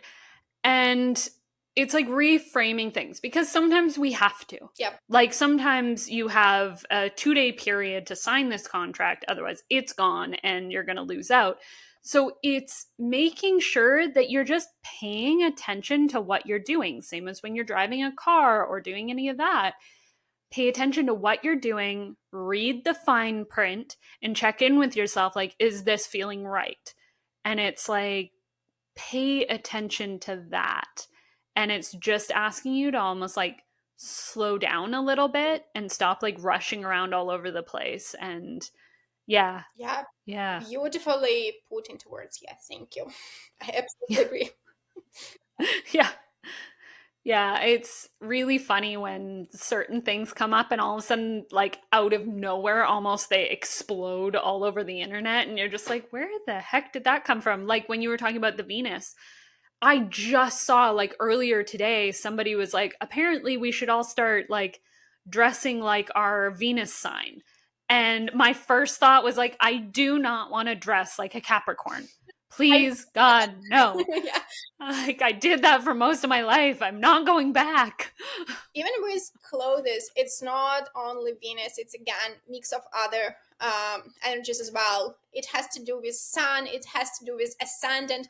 For example, oftentimes ascendant actually will be, in my mind, even more important in regards of your appearance than Venus, because Yeah. when you know what is the energy of your ascendant and you use it, you can actually use it. It's easier for you to influence other people because they perceive you naturally. Like they don't feel like something is wrong with you. Like you, like you don't Yeah. look, you don't look like I feel you, right? Uh, Yes. so that's the magic of ascendant. You can use that when you need, for example, when you have an interview for work, and you need that first impression, right? And people will see you for the first time, or it's I don't know, like you're meeting with some potential business partners, or like whatever important meeting you're having. Pay attention to your ascendant, maybe add something from your ascendant, that energy, and it might be really beneficial for you. So yeah, it's not only Venus for clothes for sure. It has to do, but it's always mixture of different energies. So, what would you say for like a Sag? Mhm. Like, what kind of things would go with Sagittarius? Because that's my rising or my ascendant. Let's get that straight. Like, rising and ascending is the same thing, right? Yes, rising and the sun and Yes. ascendant is the same thing. That's the sign of the zodiac that was rising on the eastern horizon when the person took his or her first breath. Yeah. And it's also not constellation, it's zodiac sign. Because yeah, okay. Let's Yes. go into that another deep rabbit hole. Uh, so for you in Sagittarius, interesting thing, right? For Capricorn, for Venus in Capricorn, it would be something strict, um, classical, black and Hmm. white. For Sagittarius, for example, okay, you can use only Sagittarius and then it will be something bright actually. Like for example, Perfect. orange, or yellow, or um, what else could be? Yeah, it will not be boring for sure. But even like if we are to combine Capricorn and Sagittarius, let's say, and maybe even Aquarius as well, let's add their sun as well. So what we might have, okay, so it might be something classical. For example, it might be um classical jacket, but let's say with a Mhm. bright color. Or That makes sense. Okay, no, there's this one commercial I keep seeing, and this woman has these like beautiful dress pants that are like the wide leg dress pants, super classic, but they're bright orange. I want them so bad. I was like, that is they like, would be really yes. I was like, yeah. I want those pants. They express your personality. Yes. That's also what is interesting about astrology, human design, any other similar system. It's also the most interesting thing for me, and also the most challenging thing. So the purpose of me, for me as an astrologer, when I'm doing a reading, is to combine different energies and see how that can express in life. Like, not give you separate pieces. Like, okay, so just wear black and white and classic stuff. You should be fine. Yep.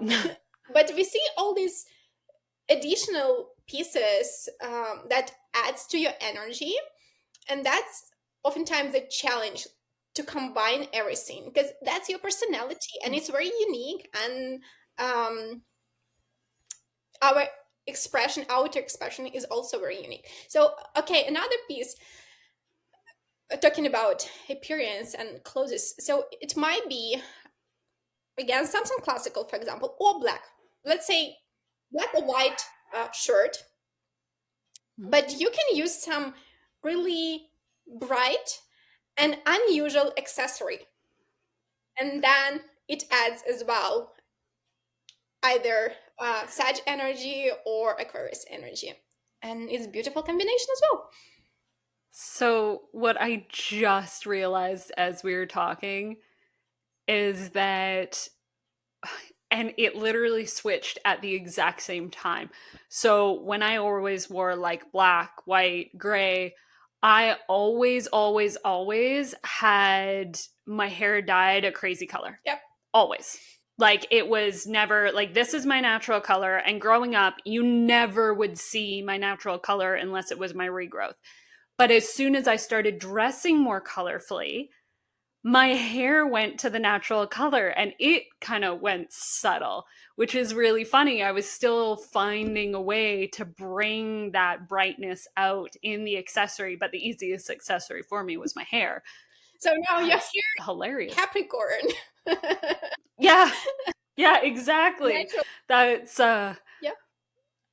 That's so funny because yeah, I just realized it was literally at the same time that I switched my clothes, my hair switched over, and I was like, oh, okay. It's really Like, fascinating to see and witness these scenes in people and also in ourselves as well. How incredibly intuitive we are. We are mhm. the ones who know ourselves the most.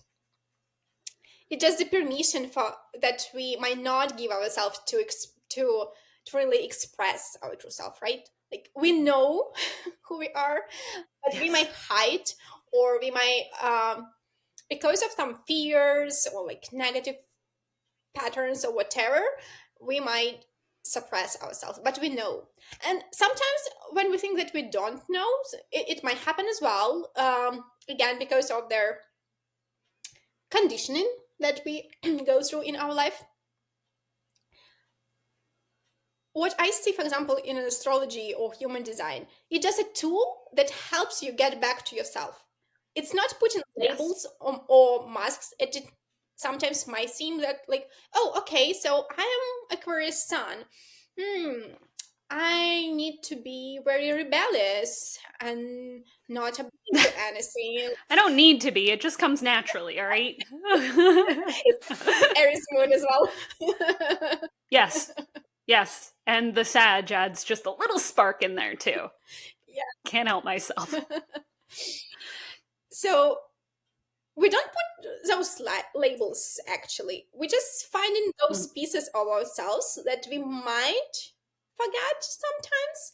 And like, oh, okay, so that's a piece that I was missing. Yeah, I will add it to the mixture of the rest. And then, like we can kind of blend everything in ourselves. And that's I love how Rochelle calls her actually the whole business an energetic brew. That's how I see Yes. people. Like that's brew of everything. Yeah.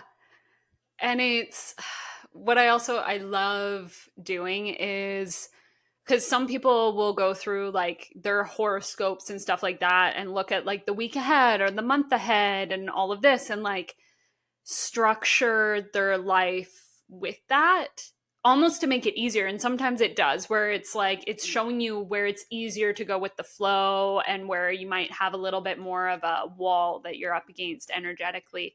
I personally like to live in a little bit of chaos in my life.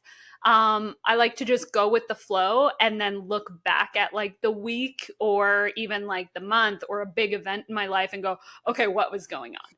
Because it's like sometimes you feel like it's like, okay, it could have gone five different Mhm. directions, what happened, and it just blew up in every way. So it's kind of fun to be like, okay, what was happening like in the stars or in numerology or in all of these amazing things to be like, was it just me going through something I needed to go through?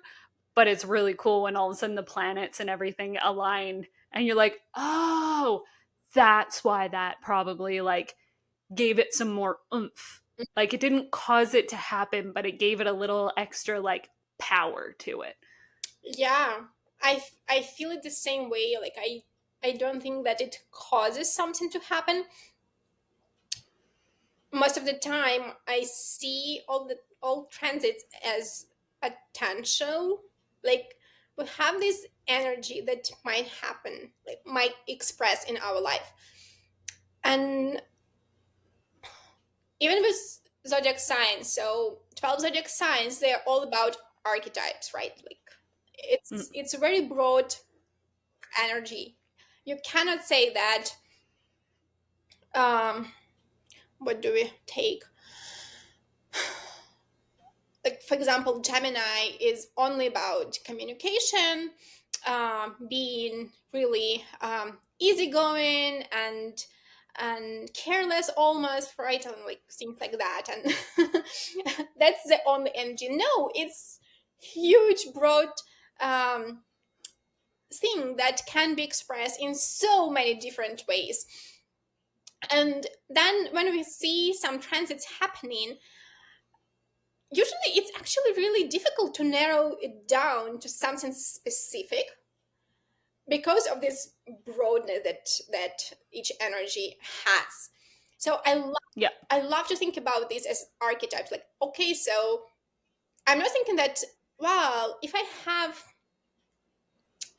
um Mars standing on my Saturn in 11th house, Yeah. that means that I will maybe having some fights with my older friends, because 11th house is my friend or society.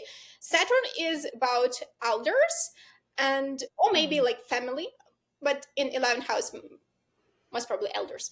And then Mars is aggressive energy, so yeah, I'll be having these fights with someone who is older than me, from my community. No, I'm thinking about them as much broader energy. And then if something happens, even if I do have that fight with someone who is, oh, conflict, not fight, conflict, some misunderstanding with a person Yeah. who is older than me and who belongs to my community, then the way you said, I do this retro analysis, like, oh, okay, so this energy was expressed in this way. It doesn't mean that it caused it.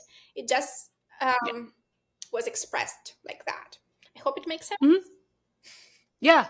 Yeah, no, it makes total sense. Well, to me, to be fair, I'm like, I don't know if it made sense to everybody that's listening, but it made sense to me. So, uh, no, It should be. yeah, it's really interesting when you go through all that. Yeah. Hmm. And it helps a lot, the way you said that. It helps a lot to understand where it's better for you to be focused at this moment. Like, what area actually draws your attention, and you can focus on that area, and it will be effective. Like, you'll get Yeah. some results, positive results, most probably from that. Because sometimes we just hit the wall and we're so angry that we feel stuck, like nothing is working.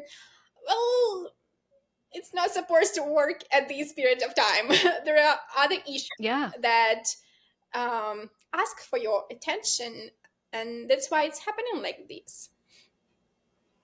Hmm. I love that. So, I guess one of the last questions I would say is, what was or what is one of your like favorite things to study in astrology? Okay. Anything that goes with favorite, I have no idea. I was listening to each episode previously of your podcast, and this question that you asked regularly people at the end, like regarding herb or mystical creature, like, Yeah. I wouldn't be able to answer those specific questions. I don't have. Yep. I know. I don't have. That's why Yeah, that's why I put them there, was those are mostly questions that I can't answer, to be honest. So I was curious about everybody else's answers. I love this. I Yeah. didn't have anything specific about astrology. It's endless well of knowledge for me. Every single time I find something new and exciting for me. And I am pretty sure that for the all of my life, I will still be able to find a lot of things that I still don't know. Like even if I'm like 50 years, for example, in astrology, I will still find new things for myself. So I don't have anything Yeah. favorite. It's just something that naturally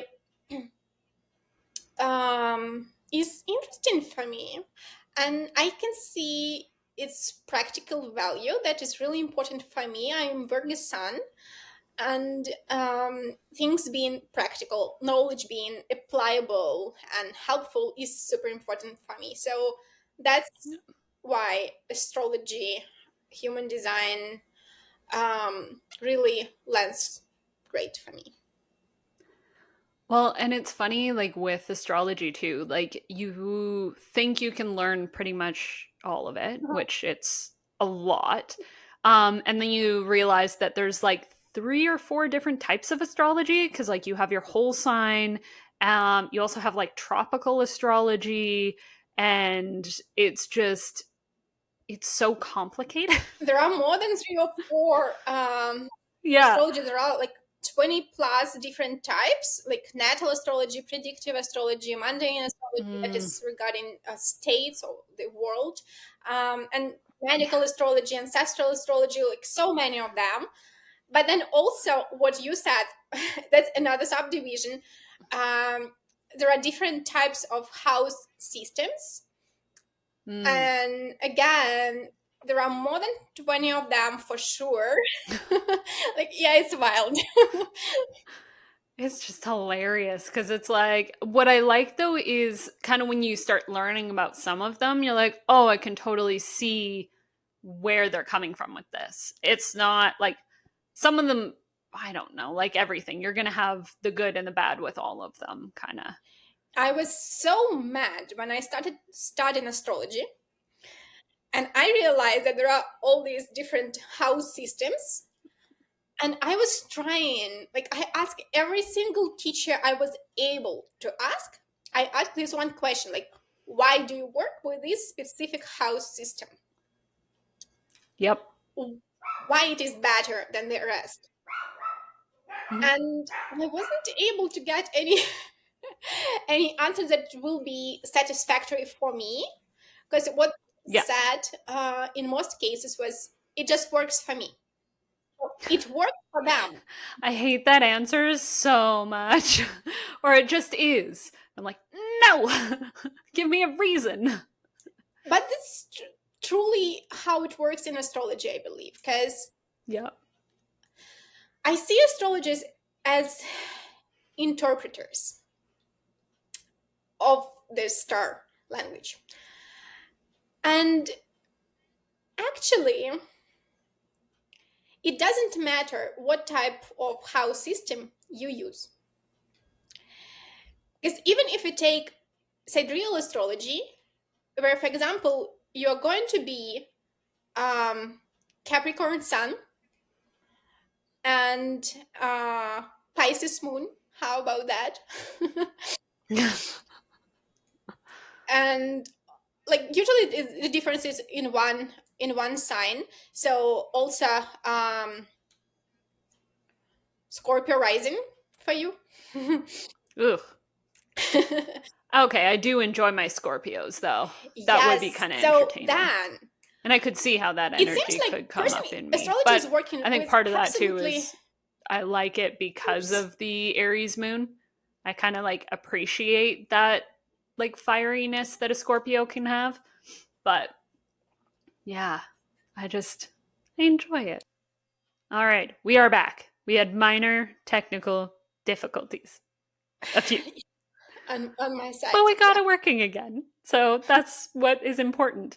Um, and What I that being said, I just wanted to make sure we went over everything that you kind of wanted to go over. Was there anything you wanted to add at all? well, I would actually add, because this time, because it's happening for the second time, Yeah. we are recording it, right? This time we talked more about general things rather than your personality, so it didn't look like a reading.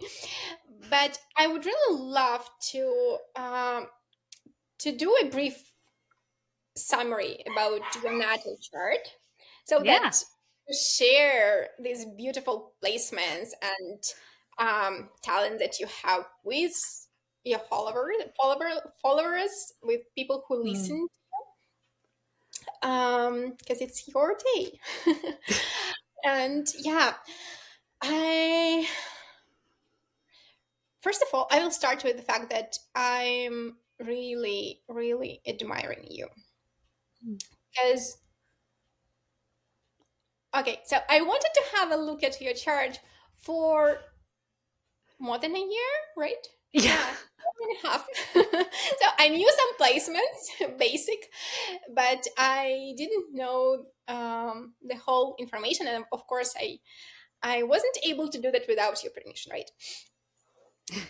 So when I got this chance to have a look at your chart, um, I just couldn't miss it, because it's such an honor every Mm. time I get a chance to have a look at a chart or body graph of another person. It feels for me as if I'm peeking in in the soul of that person, and it's so special, and it's again such an honor and Mm.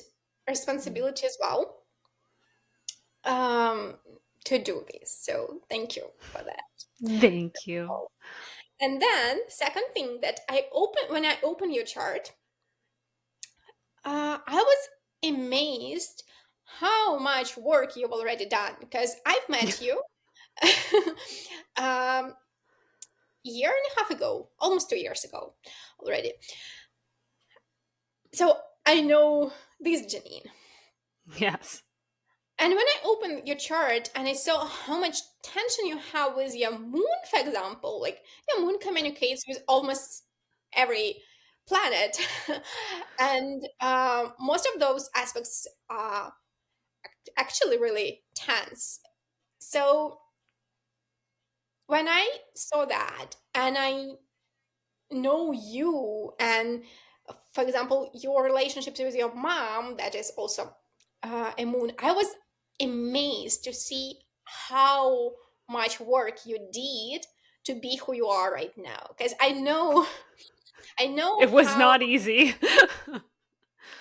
Yeah, I actually can't even imagine that, because if it wasn't a reading for you, if it was for a person that I didn't know, right? I would tell that this moon, um, of course, I will explain what Aries moon is all about. And then with all these tensions, I will go through each aspect, and it will not be an easy one. Like, oftentimes, it will be about having issues with emotions, like uh, either expressing them quite intensely, and oftentimes hurting other people's feelings, not on purpose, but just because those emotions are really intense, and having issues again with mom, and most probably actually expressing your irritability that comes from other places to your mom, especially during younger age. And yeah, and a lot of other things that not enjoyable at all. But knowing you, you are so conscious about your emotions, like you are aware that you are very emotional, and you know that it might hurt other people, and you're conscious about what you do. Like, it's a lot of work. Like, I can't even imagine how much work. So I would Yeah. really want to highlight that, because oftentimes what we say that when we have some tension in our chart, we give some suggestions or recommendations to a person how to work with that energy so that it's more it's easier, like, or Yeah. expressed in a higher way, because and every tension actually might be it's for our highest good. Mhm. When we had the first part, the first attempt to record this, I compared that with pearl, right? That's so any tension, the way I see it in a chart, is similar to how the pearl is formed in a shell. First, for shell, it's super uncomfortable. There is Mhm. something that gets into the shell, like piece of sand, particle of sand, or something else, and it it brings a lot of tension for the shell. But then shell gradually puts layer and layer on that piece, and at the end, with time, um, pearl is created. That's how I see this tension in charts. So yes, it's super uncomfortable when we not work with that, but then when we gradually put layer and layer on the tension, when we make it smoother, when we learn how to use this energy in other ways, we actually can get power from this tension. And witnessing your relationship with your mom and with other people in general, you created so many pearls Yeah. from all the tension in your chart. So Yep. yeah.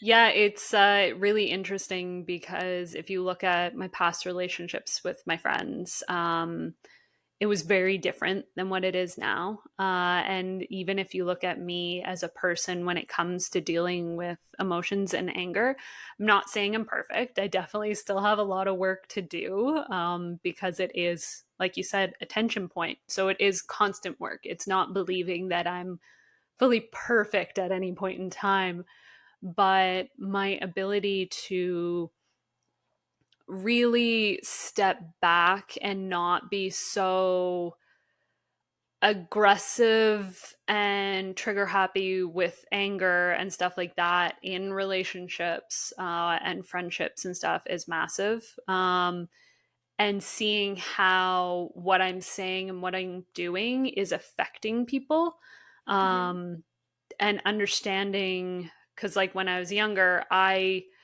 didn't realize how often I did and said things and how people held on to that. And I was coming from a hurt place when I was younger a lot of the times. And the person that I was back then is so different. I like to think is so different than the person I am today. Yeah.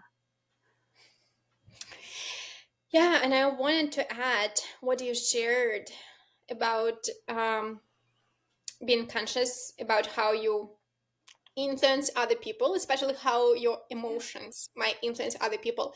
Is that another piece that I haven't mentioned is that you're emotional projector, right? So you have emotional authority in human design. That means that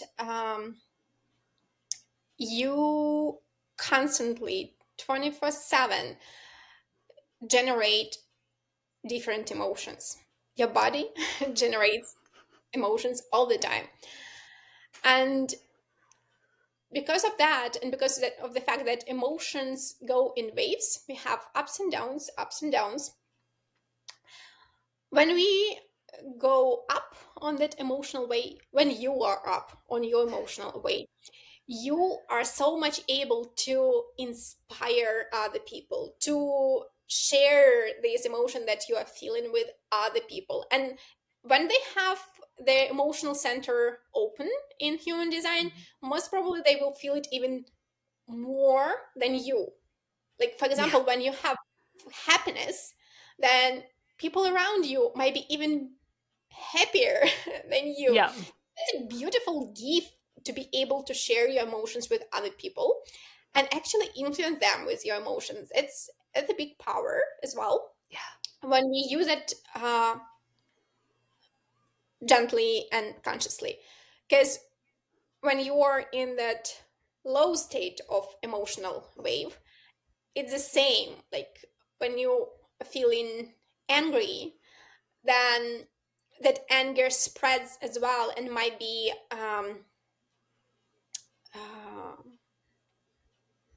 uh, doubled or tripled. Like it Yes. gets big, right? Yes, it Uh, does. so yeah, it takes a lot of wisdom and work, conscious work, constant work, and it is a constant Mhm. work. It's for sure. Yep. Like it's work in progress for the whole life. Yeah. To Well, even as an example in my relationship with my husband, how it came up when I started being more conscious and seeing how what I was doing and saying was affecting people. When we'd get in a disagreement before, like I'm very, very vocal and loud. Let's just say my throat chakra is well strong on that part. So I would get like angry and aggressive and everything. And then when I started to get more conscious of it, it almost threw him off in a disagreement because I started slowing down what I was saying and trying to make it more clear and conscious of what was coming out of my mouth. And he's like, what is happening? Like it was almost annoying him because he's like, we've lived like how many years one way and now all of a sudden you're acting completely different. And I'm like, no, I'm trying to just make sure that like in arguments before I would say things I didn't mean and just to get a reaction. And Mhm, now I'm trying to consciously pay attention to what I'm saying and why I'm saying it. And it's like, understand, it's like, am I just trying to manipulate a situation? Or am I saying this because I'm honestly, truly hurt and I need to be able to vocalize it? mhm, Um, yeah, so realizing, okay, what is the outcome of what I'm about to say and why do I feel that it actually needs to be said? And like coming from more of a centered place than angry, aggressive.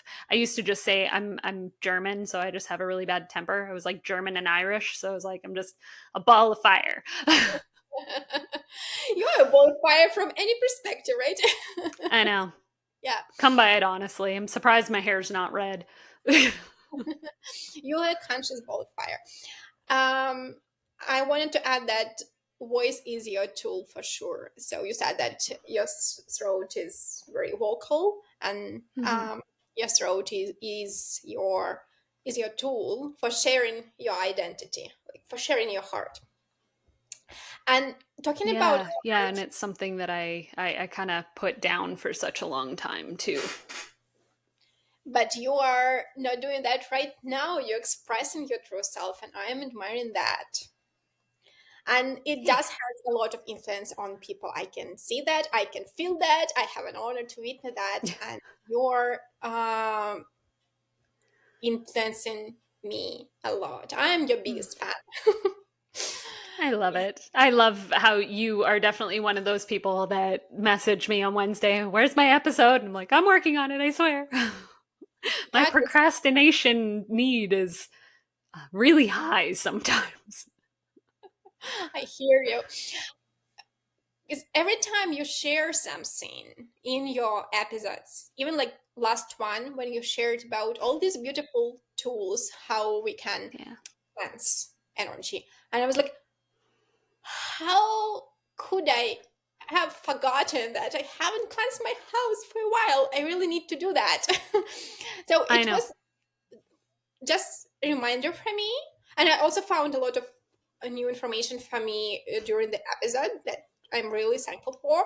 But even that piece, that thing that I was like, oh, I really need to cleanse my house. So I did that and it felt so much better immediately. I was like, oh, thank you, Janine. Yeah. Thank you I so much. only bring it up cuz I always forget. I'm just like, "Why am I feeling so like all the time?" And I'm like, "Right, you've been stuck inside doing like whatever for how many weeks?" Like yeah, it's just refresh the energy. It's super important. So putting that in the world through your voice or not necessarily even voice, just putting that in the world, because throat chakra is not necessarily only about voice, at least in Mm. human design. It's just expressing in their material world out. Yeah, it's like a balanced throat chakra is not just about being able to vocalize your needs or anything like that, but it's also balancing with your hearing. So it's Mhm. like balancing that listening and vocalizing. It's both of them actually. And I feel like a lot of people forget about that. Like if you're not listening to what the people around you are saying, that could also be an imbalance in your throat chakra. Yeah. Mm. So I'm so grateful that you have this podcast, because I feel like it's really great fit for you, and you are expressing here your heart, honestly, Mhm. um, Mhm. through your voice, and it lands so amazingly in your chart. And talking about heart, you have a lot of creativity both in your astrology and human design chart, and your creativity again. Yes, it might involve creating some art or like things like that. But it's more about being very authentic. So your creativity is very unique to you. No one else can do something like you do, and you do that in solitude. By the way. Yes, I do. Yes, I do. I just realized one of my most toxic traits the other day was I'm getting all of these ads right now for all of these different things that are coming up, like a workshop or a, hey, pay me $5,000 and I'll help you with advertising for your thing, or pay me $4,000 and I'll help you with your website or anything like that. And my most toxic trait is to be like, well, I can do it myself without paying you because I can. That's the problem. Is I just need to be able to have like the motivation or the direction. And once you tell me that there's a problem with something, I'm like, oh, okay, I'll fix that. But Mhm. it's really tiring to always do it myself. Yeah, But yeah. it is very tiring, especially being a projector. We are Yeah. actually, um, because we know how to do things, like we can see again what is working, what is not, and what is the optimal way to do that, the most effective way. It's difficult for us to delegate some things because we know how to do that better and like in a more efficient way. But it's really important because we don't have that constant access to energy to actually do all this stuff ourselves. So Yeah. yeah, building your group, supportive group, and like team, um, would be probably another step for you. Yeah. And delegating things. Well, it was like with the astrology and stuff, I started picking it up and learning it, and I was interested in learning even just like starter astrology. And then I realized to delegate that to my friends because I was like, I don't need to know all of this. And knowing my mind, I would have dove in so headfirst Yeah, that I wouldn't have come out. And I was like, okay, I already have like four close friends that are really into astrology. And I was like, I'll just use my resources in that situation. yeah, that's Yeah. absolutely perfect for you and very, very wise. Yeah. And yeah, we can. That's exactly what four in your profile is about. 4-1 in Mhm. human design. So four is about actually using this close circle that is around you that you've built. You've put a lot of your energy in there. You tended those relationships already. Yeah. Like you first put yourself into a relationship, like you give a lot to other people, and then you can get back, and it's absolutely okay and normal and natural. So yeah, use that. Yeah. And what else I wanted? Oh, I wanted to, yeah, right.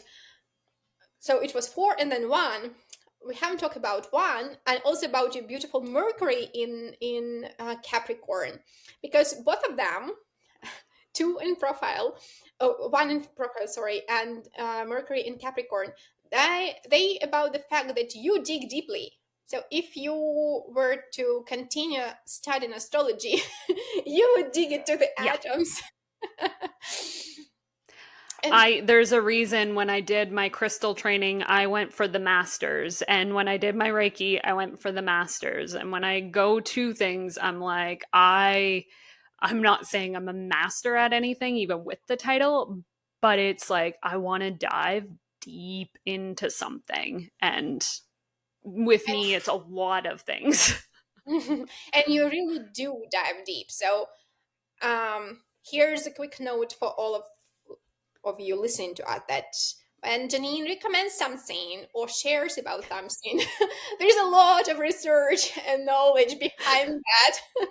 She did all the work for you, so just enjoy and use her wisdom and all the Yeah. knowledge. Yeah. And most of the time, it's from personal experience that I recommend things. Because it's like I'll read and I'll study about it, but then also I'll implement it because I like to add that emotion into things. So it's like if I did, I don't know, let's go with the crystals. Like if I did crystal healing and I learned crystal healing, it's not until I like experience it and can tell that it really helped and bringing that emotion into it, then I'll recommend it to somebody. So it's like piecing together all of these different parts of it. And yeah. So you're just precious gem for the world. Go shine all of your faces. Yep. I'm really, really excited for this year for you. I do hope you will get all this so much.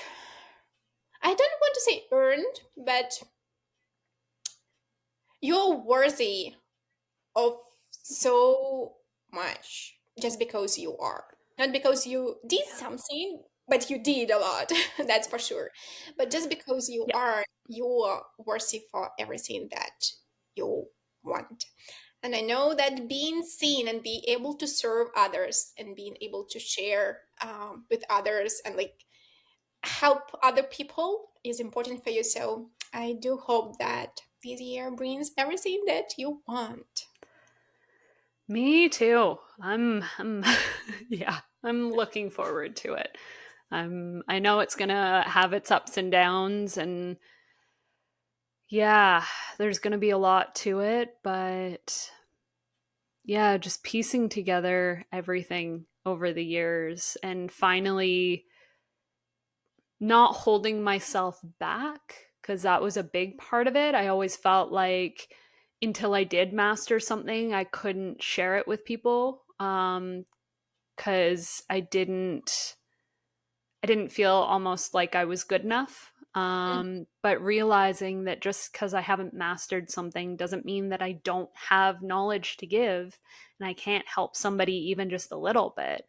Um, yeah, and honoring the fact that I have been honestly doing this for years, for quite some time. So it's, yeah, important that just because I haven't mastered something doesn't mean that I can't help somebody else. Right, I can resonate with that so much. I even looked for the quote that I read before. That what I know is that I don't know, right? This famous quote, and I actually put it in my notes for the podcast with you Yes. for myself, because Yeah.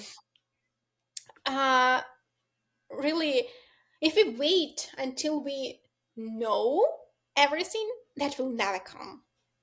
No, no, I've learned that a long time ago.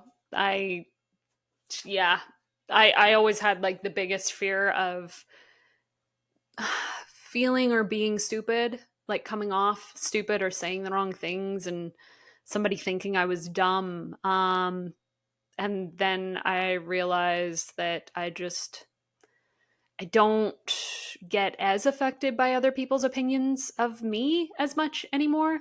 Like, yes, it's still nice that you love me and you're one of my really good friends. And I love that and I cherish that. But if you were having a bad day one day and you were like, I really don't want to hang out today, I wouldn't take that as personally now as I did then, unless it's every single time I go to make plans with you, then I start taking that more personally. But for the most part, it's like I honor the fact that you're your own person too. And sometimes you need some rest, and I get it. Thank you. I so much Mhm. appreciate you in my life. Yeah, it's and I love is that the plant I got you behind you? Yes, it I love is. it. I was like, he looked so familiar. I was like, oh, he's so big and bushy and happy. Yeah, hopefully it will stay like that. Yes, I was killing plants when I was a child. Plants never lived in my room, even though I'm Virgo and I'm supposed to be really good with plants and animals and everything, but I'm good with eating plants, not growing them. Mm, yeah, and like connecting with the plant energy, you're still really Yeah, good at. definitely. And I get that. And even honestly, like I have a lot of plants. I do want way, way more. I want to like live in a tropical rainforest basically in my house. But still, every time I buy plants, if I buy like five at a time, which I have done in the past, half of them die. And I'm like, I'm trying to get better at that. So I try to buy like one at a time and learn the plant instead of just having those like moments where I'm like, I really need a plant. And then I get a whole bunch. Just get one at a time, learn the plant and go, okay. And even then, like I have one in the corner over here that's struggling. And yeah, so it's like, okay, I, it's okay if they die. well, yeah, it is. And they're beautiful, actually, indicators sometimes when we have quite few of them and we can see that they are not that healthy. And oftentimes, for me personally, it showed that um, probably I am myself not in a very good state condition, and I need to Yeah, take care both of me and my plants. And I yep. haven't bought any of my plants. All of them were gifted. That's And beautiful. I I think Dan would like it if I didn't buy all of the plants I have. I think that he secretly enjoys living in the jungle as well. He does. I It's so funny cuz he'll complain about them, but then at the same time every once in a while there's a couple that he really really likes and he's like, oh, "Look how good it's doing. Like it's all the way over there now." And he gets like excited and I'm like, "See, told you love them." Well, thank you so much for coming on and recording with me again. It really means a lot to me to have a guest on, not just once, but twice, and have to record in 2 months just because last time I had some lovely technical difficulties, like I said, and that was like 3 hours of recording just gone. And yeah, I waited until the next day to tell you because I was like, I am just going to go to bed and not upset her right before she goes to sleep. I'm like, I'll tell her in the morning or in like the afternoon when it's just easier to break bad news. But yeah, it was really nice to me because we did touch on a whole bunch of different things this time than we did last time. Um, and it's just I know that we could go into so much more even, Sure. so I know I want to have you back on, but to talk more about you and your journey and all of that because I don't know, you have a little bit of an accent, just a little bit, so you weren't born here, and so you've just been through so much and it's amazing. Again, like how many languages do you speak again? Three fluently. But I studied also French in Germany that I don't remember right now. Oh my god. And like there's me like I know the alphabet in French and that's pretty much it. That's all I retained from school and that was me trying. You need that. It's that's all I need. I have my alphabet. But it's just So, all of one of these yeah, all these great things, and you've done so much. Like I said, you're super creative. You've been working on the astrology and all of that. So I will have you back on to talk and gush about you and your adventures and how the hell you got here to be my amazing friend. Oh yeah, that's a beautiful story. Yeah, I would love to share that. Thank you for having me. It's been such a Yeah. pleasure, an honor. Yeah. Thank you so much. So this And time we'll run away. We'll say goodbye. Thank you. Oh, solar return and all that partying. yeah, bye.